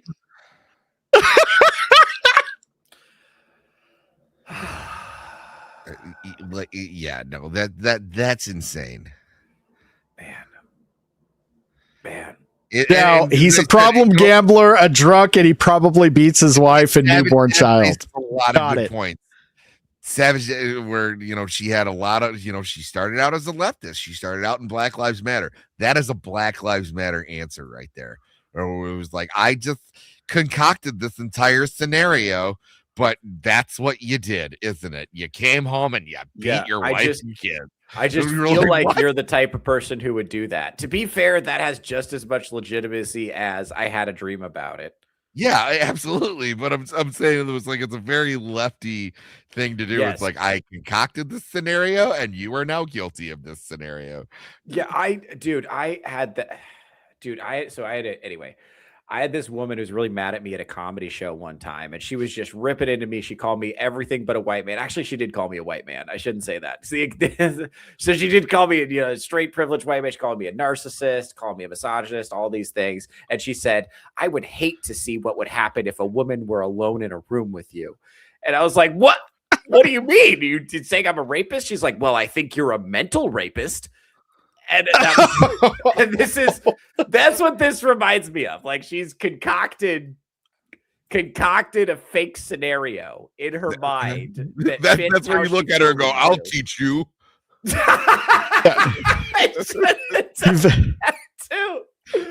You've been a bit mean to me, so I assume all of this about. Holy shit, Mr. Producer, Drunken Emerald Arrow has joined the program. How's it going tonight, buddy?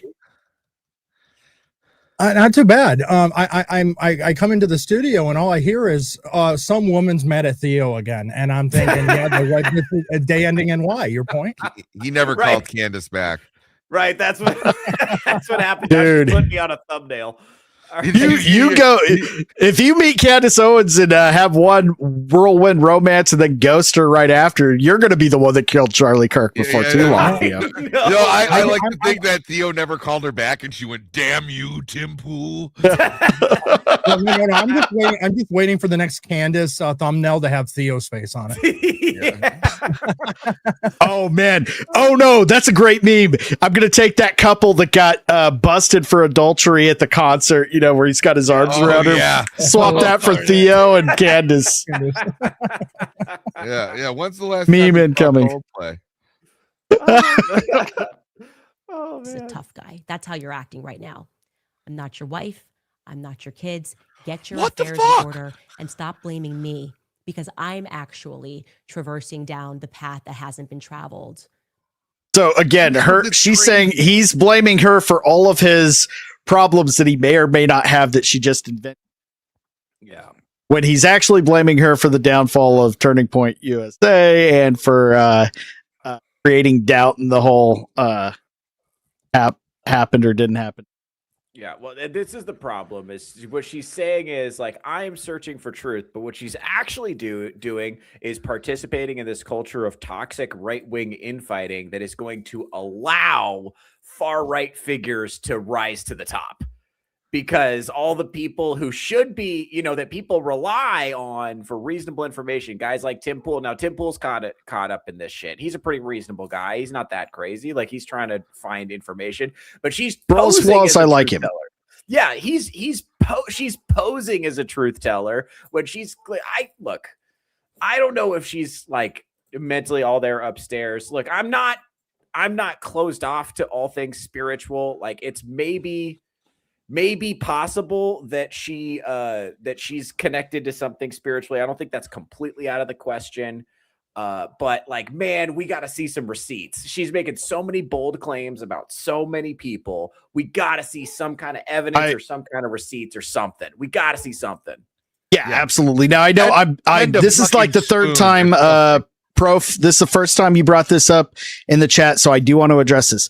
Turning Point USA is not gone. What I'm saying about the downfall, it's being mismanaged, and it's drastically losing popularity at a much faster rate than it should be right now. That's what I'm talking about. mostly due to what Candace Owens is doing and some internal mismanagement. Is it going away? Is it dead? No. Well, So and the term, when I say it's burning down, it's losing traction that it shouldn't be. Okay, that's what I mean. I think Turning Point USA is great. I want them to keep going. I hope they're able to turn this around, because the momentum they were building right after this happened has dropped off a cliff. Is it gone? No, but there are some problems that need to be addressed really soon. Candace Owens is just throwing gasoline on those problems.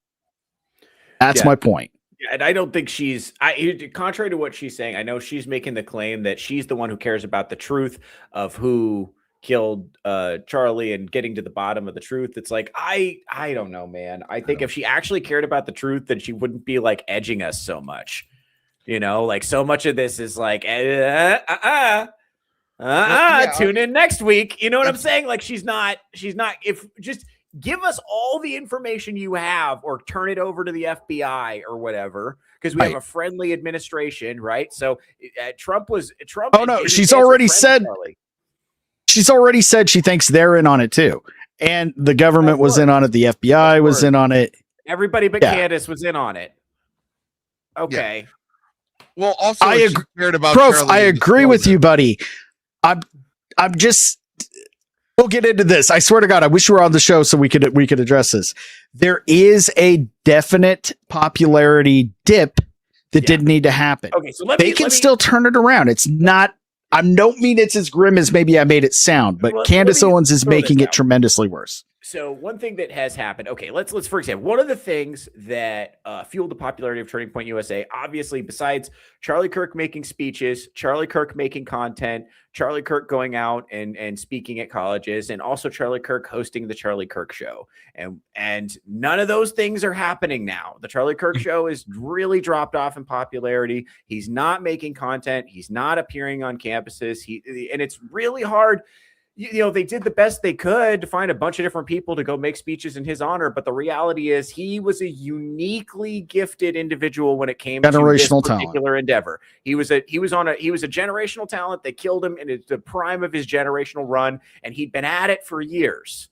And, you know, it's an environment that selects for high charisma. A lot of the people who've tried to take over for him, they lack that charisma. They may be perfectly intelligent, competent individuals in their own right, but the charisma is not there. So there is going to be a drop off from that. And when I say mismanagement, they dropped Tim Pool from the main Turning Point event because Tim Pool happened to say that his security detail dropped the ball. He didn't mean they had anything to do with it. He was defending them against Candace, but he did say, and he knew he would get shit for it, they definitely got way too comfortable thinking nothing would ever happen. That's a perfectly human thing to occur. Yes. And the other thing too is, but they emotionally kicked him off the fucking thing, which was stupid. Tim Pool being their biggest personality on the ticket.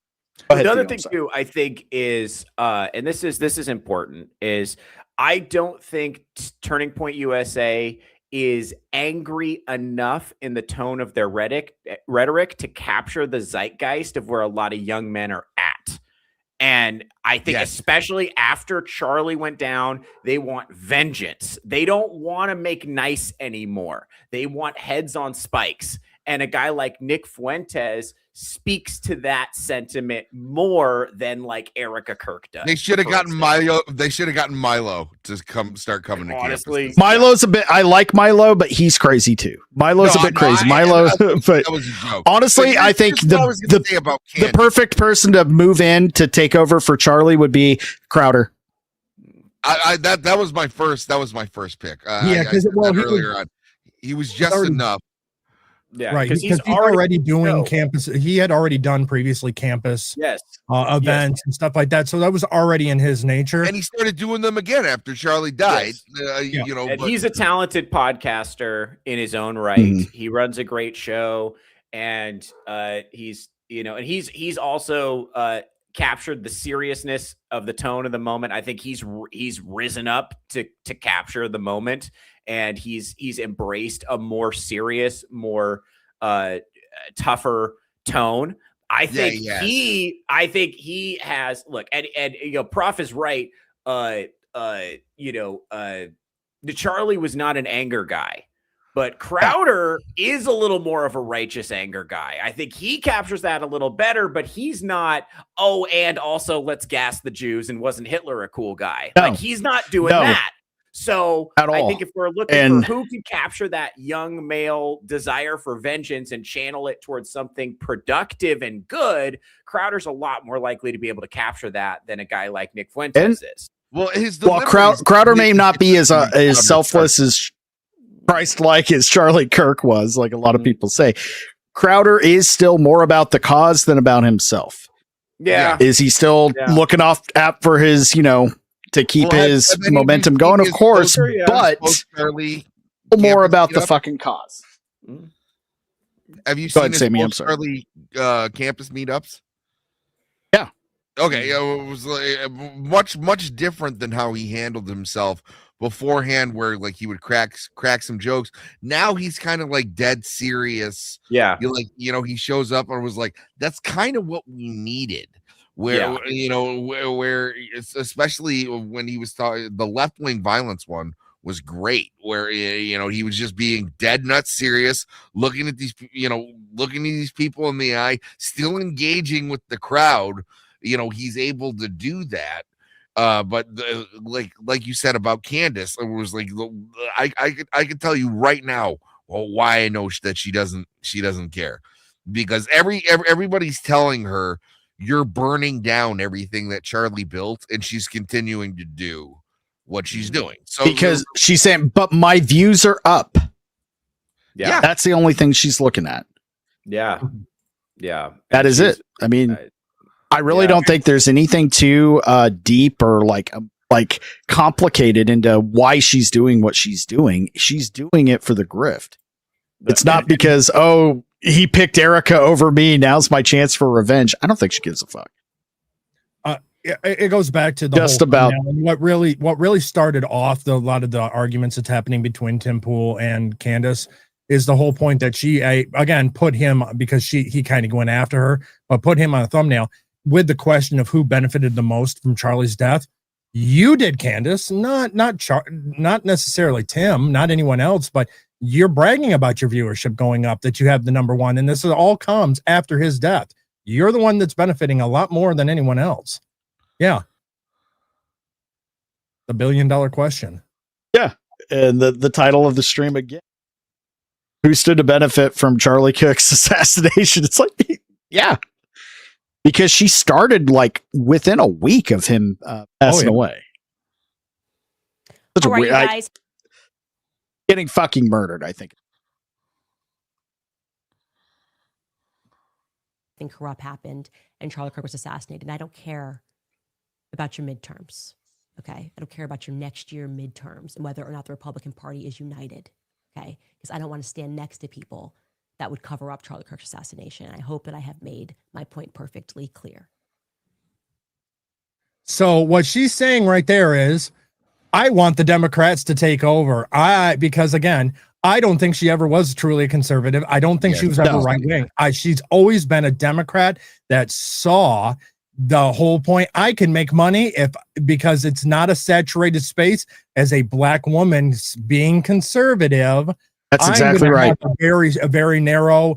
I don't. It's not a saturated field, so people are going to gather to me because I'm more of not a. And it's bad to say it, but an oddity within the space. Because she doesn't care. She when she was on the left, if you want to say that, I believe it, but she was looking for what was her niche. She was just shopping for an identity to make money as a public figure, Yeah. Yeah. Do you think that didn't work with her? Yeah, that was a pattern with her. Like, she started out as like, oh, I'm going to be a conservative black chick, and that's going to work. But it's the pattern. Somebody else articulated this. The pattern is she's always finding an audience where she can tell them exactly what they want to hear. And that's what's happened here with, and she's found that again, where she has the terrified women demographic. That think we're in a spiritual war. I mean, look at how she set up her background. She has the fucking cross on display. She's dressed like a slutty nun. you know, with the turtleneck and everything. She's just like modest slutty. That's what I call that. And she's, you know, it seems clear to me that there's probably a fair amount of because we laugh at this and we joke, and in this space we're like, oh well, she's not using any facts. Since when has that been necessary to persuade the American public? Since when have facts been the things that have changed people's mind? No, she's saying I had a dream about it, and my menstrual cycle told me that the Jews killed Charlie Kirk, and women are like, that sounds reasonable. I'm in that. Yeah, that's my menstrual cycle also told me that. Okay, like that's I want to point this out. She's not the first black person to say she's had a dream. Okay,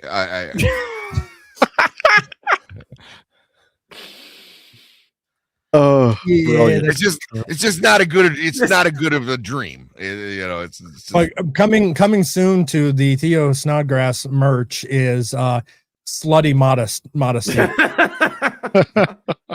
You see what I'm saying though? You see what I mean by like I modest slutty? Yeah.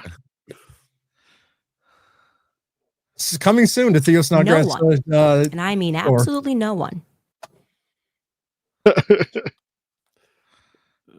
Yeah, she definitely tried. Like everything is intense. Yeah. One of those chicks that can look just provocative enough to bitch about how other women dress. My favorite detail is the scented candle on top of this stack of books. Yeah, which just goes. Isn't that? I think that's from Goop. And anyone that knows what that reference is. Yeah. Is that Gwyneth Paltrow? Outside of my husband. Yeah. Oh, yeah. Erica Kirk has the power to shut me up right now. That's it. There's nobody that has the capacity Erica's asked you to get shut up. me to shut up about this, except for Erica Kirk. And I will say this, like, I am on this journey to figure out what happened on that day. I'm not going to stop unless Erica Kirk asks me to stop. I said early on, if Erica Kirk asks me to be quiet, I will be quiet. But when you go after my family, my Turning Point USA family, my Charlie Kirk Show family, when you go after the people that I love, and you're making hundreds and thousands of dollars every single episode, but this is not okay. It's a no from me. So you know me. I'm just out here saying what needs to be said. We'll be right back after a brief message from our sponsors. Okay, I'm getting petty. I'm going to go petty real quick. Anyone else notice her eyes are rather far apart? Okay, continuing on. A little bit. This whole thing comes to a head. Who do you think's going to play her? Yeah, the Tom Holland's chick, Zendaya. Yeah. No, dude, no. Depending on modern Hollywood and how they treat people that are on that edge, I think they're going to get the former mayor of Chicago, Beetlejuice. I think they're gonna throw a wrench in it. They'll have Zendaya playing Erica Kirk. So that's more likely. Like a Netflix movie of it. Yeah, I was just gonna say if it's Netflix, definitely would be. Well, depends on who the bad guy is. Yeah. So we're running out of time. I would play the Erica Kirk's that full video, but we saw the highlight reel just now, so that's enough. I do want to play this before we run out of time. Let me get it pulled real quick. This is man of the hour, Nick Fuentes' response. Oh, hell yes. Ooh, a carryover from Tuesday's show. We got some bleeding and some merging. This is definitely part 2 of this discussion. Yeah.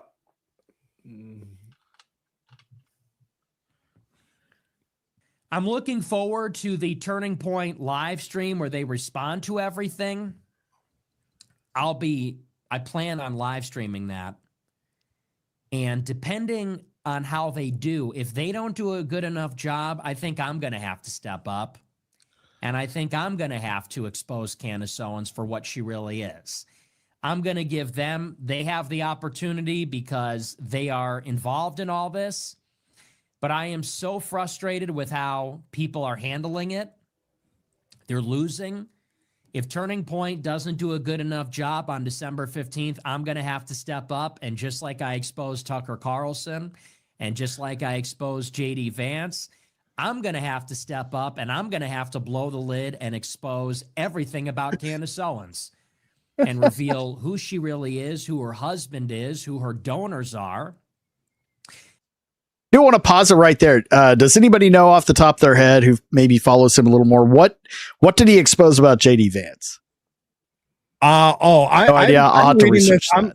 Okay, for me, the way I read this, and it might be more the normie take of this, is that he's doing exactly what Candace is doing to everyone else. Yes. And he's A little now bit. turning it on With Candace. Exactly that. I'm gonna throw out a whole bunch of accusations and all this stuff with no evidence to back it up. Exactly what Candace is doing. I'm gonna expose Candace. I have a tentative answer to the JD Vance question. So now that I've thought about it, I think it's sex with couches. I think it's about mostly revolving around his Indian wife.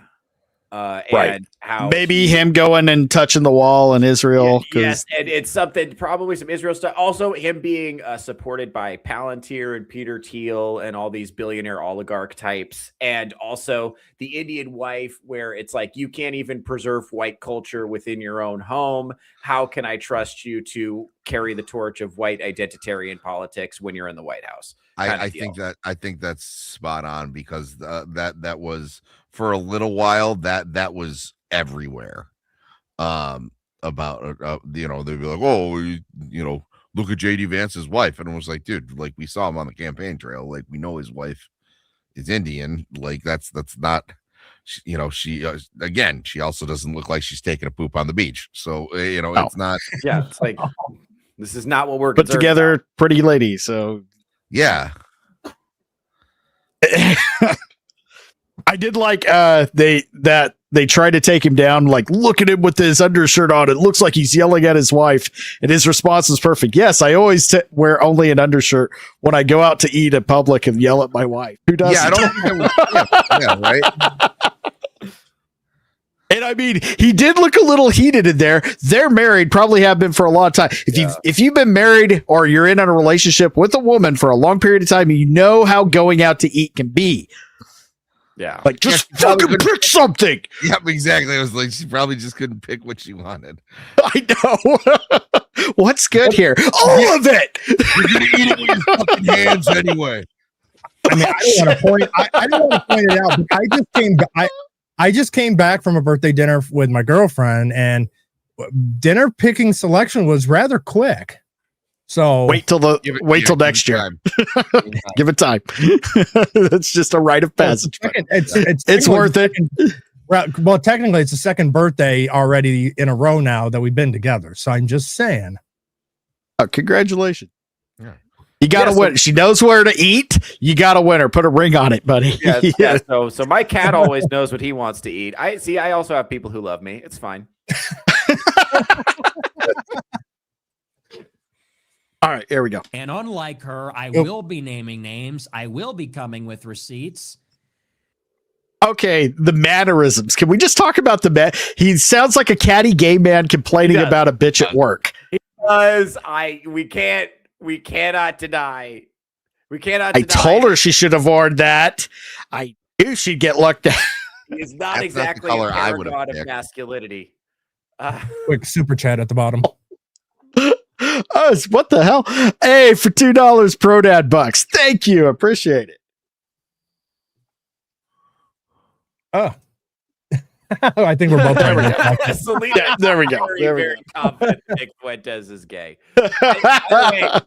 Back in like September, I tried to have a conversation with Selena about why Nick Fuentes was popular, and she's like, "I don't get it. I don't find him funny at all, and he's definitely gay." And I'm like, "I know, but imagine what a 25-year-old would find funny." And she's like, "No, he's gay."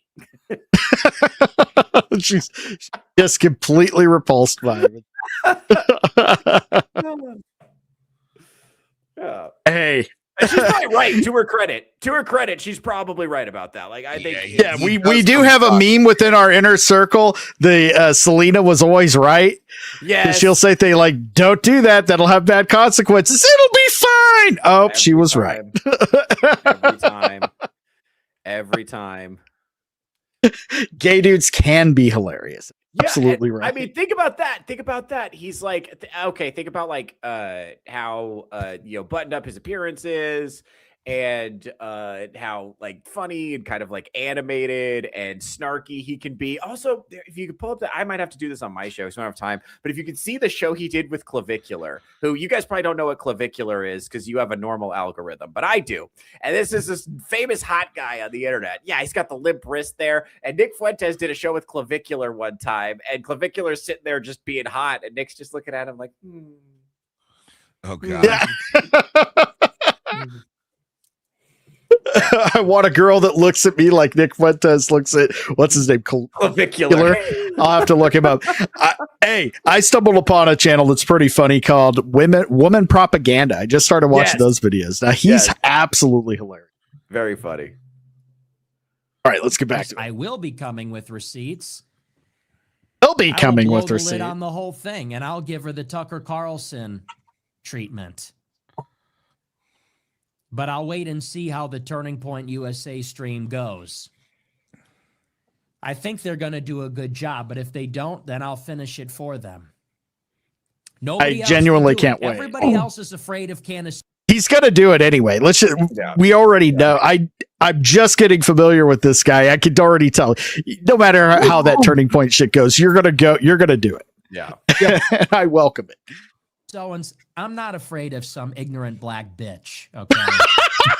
Everybody's afraid of a black Karen. I'm not. I'm a groiper. Okay. Black bitches are a speciality. Okay. So Turning Point, the whole conservative movement, they're all in fear of Candace Owens. Nobody wants to step to her and her insane cult of followers. I'll do it and I'll win. But I look forward to the Turning Point stream. I'm planning on simulcasting that or simultaneously streaming it. That's next Monday, I think, right? So I'll be live streaming it, and we'll see how it goes. And if they don't do a good enough job, then I'll be coming back for the season finale of 2025, and I'm going to put her in a coffin, metaphorically speaking. I'm going to do it for the Vine. I'm going to put her in the coffin. It's going to be over. For the book club. He should throw in one of these at the end. Yeah, turning the page on the book club. But that was funny. Turning the book club. I don't even. That's a joke that I automatically get right off the bat, knowing about Candace's general fan base. The book club, that works perfectly. Yeah, that's what that means. Just got here. Did you talk about Fuentes saying Charlie's skin reflection, the 30-06? I don't even know what that means. But if you, yeah, I don't know what that's in reference to, but that's okay. Yeah. All right. Go ahead. We're gonna have final thoughts for probably maybe another 15. If you guys want to go over just a little bit, I'm cool with it. It's up to you guys. Sounds good to me. I personally cannot wait to see how this resolves. I cannot wait. This has been great. What a time to be alive. We're coming up with the season finale of 2025. It's been a crazy year. I'm so excited. I cannot wait. Honestly, if Nick Fuentes and Candace Owens took each other out, that would be stupendous. It might just really be just kind of the cap of the crop, just fighting each other out. Somebody maybe a little, better will come rising to the top. Yeah, that's going to be the case. It's about to get heated. Yeah, it's a struggle for power. But that's right. It's a struggle for power. And so right now the parties struggling for power are Erica Kirk at TPUSA, Candace Owens and her the crazy broads who follow her, and Nick Fuentes, the repressed homosexual. That's who's fighting for control of conservatism right now. Oh man, rough. He left. That's the thing. Charlie left. I would say Tim Pool's in there. He is, but it depends on what he does with his show going forward in the new year.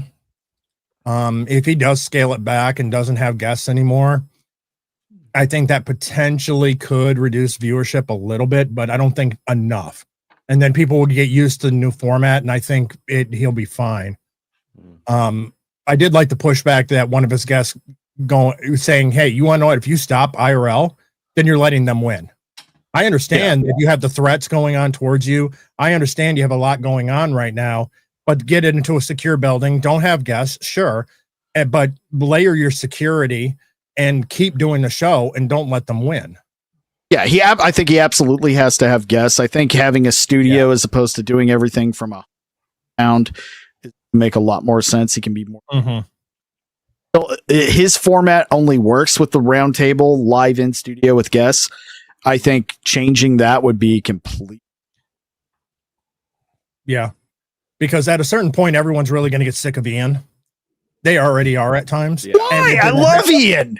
Ian's fantastic. I'm not talking about me. It seems like his chat really does get on Ian quite a bit. That's the best part. You need an Ian though. That's what keeps you from having an echo chamber. Yeah, I have that guy. I completely agree. You have that in Theo. I was just gonna ask who's the Ian, and then I was like, wait a minute. If I have to ask who the Ian is, wait a minute. If you have to ask, it's you, buddy. Pretty much. Oh, that's great. Oh, man. I mean, maybe to a lesser degree, Vaughn, but not real. No, Vaughn's got that whole. He's going to the TPU event and everything else. Yeah. Hold on, roguish nerd. Don't make chemical weapons. What I like is when Ian gets really fucking hot and passionate and angry about something that makes no sense to everyone else in the studio. They're just looking like, you know what I don't understand, man. And like they're having a perfectly reasonable conversation, but he starts under the table and ranting about some bullshit that just makes no sense to anyone but him. Like, what are you even talking about? Anytime Ian's on the show, I almost am to the point of starting the drinking game, and every time he mentions graphene, you take a shot. Yes. Yeah, that's the only coffee I've thought about purchasing. Swap that fucking Graphene Dream is the is the brew. And like when he gets under Phil's skin, that's some of the best content.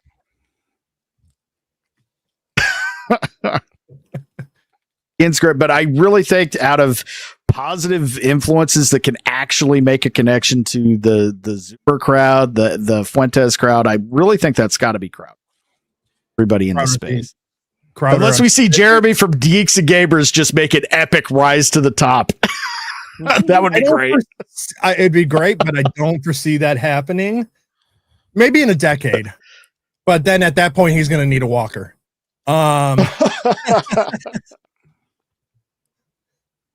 Oh man, hold on, bro. That's exactly what Theo does. Yes, Ian derails every conversation. Yeah, he does. Because at some point, especially if the subject matter is heavy, you need somebody there to just kind of bring it a little bit. All right, this has been great. I think we're good to go and start going around the horn, making some outros. We had a great show. We got 117 people watching on all platforms. We appreciate it. Show's building back that momentum we had. We took a hiatus there for a while, but we'll be back possibly tomorrow. We'll see how everybody feels. But we'll start first, last one in, first one out. Drunken Emerald Arrow. Where can people find you next, man? What do you got? Coming up, I think I might be doing a short little show tomorrow leading into if we do an Iron Cast, celebrating the fact that I hit that important mile marker over on Rumble of 100 followers to be able to submit for the creator program. Very nice. Very nice. Congratulations. Thank you. And then on Saturday at 7 p.m. PST over my channel is insert title here with some of the people that do pop in that are on this panel as well. All right, Sammy 3P, what you got going on, man? You know what? I have some family obligations this weekend, so no Cave Cast Saturday. We will be back with the news though, and then after that, the regular schedule is going to come back. As far as what else I'm doing this weekend, I have no idea. It's kind of all up in the air, but I'm sure if one of you guys are streaming, I will be around eventually. So always welcome. Blast having you as usual. And my co-host with the most right next to me, Theo Snodgrass. Where can people find you? Hey, what's up, everybody? My name is Theo Snodgrass. I'm a comedian and podcaster out of Las Vegas, Nevada. You can find me tomorrow, 11 a.m. Pacific time. I'm going to be doing my show, Theocracy. We're going to be talking about a lot of fun stuff over there. And then I do that show Monday, Wednesday, Friday, 11 a.m. Pacific time. I also do my show, Touchgrass with Theo Snodgrass, panel show, 11 a.m. Pacific time on Saturdays. Follow me on YouTube, Instagram, and Twitter if you want to keep track of all my live comedy stuff as well. That's going to be a lot of fun. I'm going to be traveling a lot in the early part of next year. So go ahead and keep track of that if you want to see when I'm coming to a city near you. Hey, I almost called you Ian. On your next show, are you going to be talking about Modest Slutty? I might. We'll see. Great show. And Theocracy, that's one of the rare daytime shows. You're at work like myself and you need something to drown out the soul sucking pressure of office life. I highly recommend it. Great show for that. So, who's the group homosexual? Well, Vaughn's not here to defend himself, so Arza.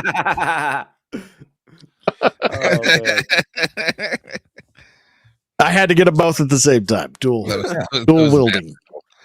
So, all right. So we will be back tomorrow with another edition of Ironcast. I feel like we got more to talk about, even if we just keep going into the. I don't think we hit everything with the Candace Owens. Still a lot more there to dissect. So we'll go with that. And then Saturday, 4:30 p.m. PST, Rogues Gallery will be back. Guest to be determined. We're still working out some details there. And then, of course, you can find me on all these other shows as well. But we're slowly but steadily approaching 1,000 subscribers on YouTube. So I appreciate everybody. That's about all I got. I don't think I missed anything. So we'll see everybody next week. And it's been fun.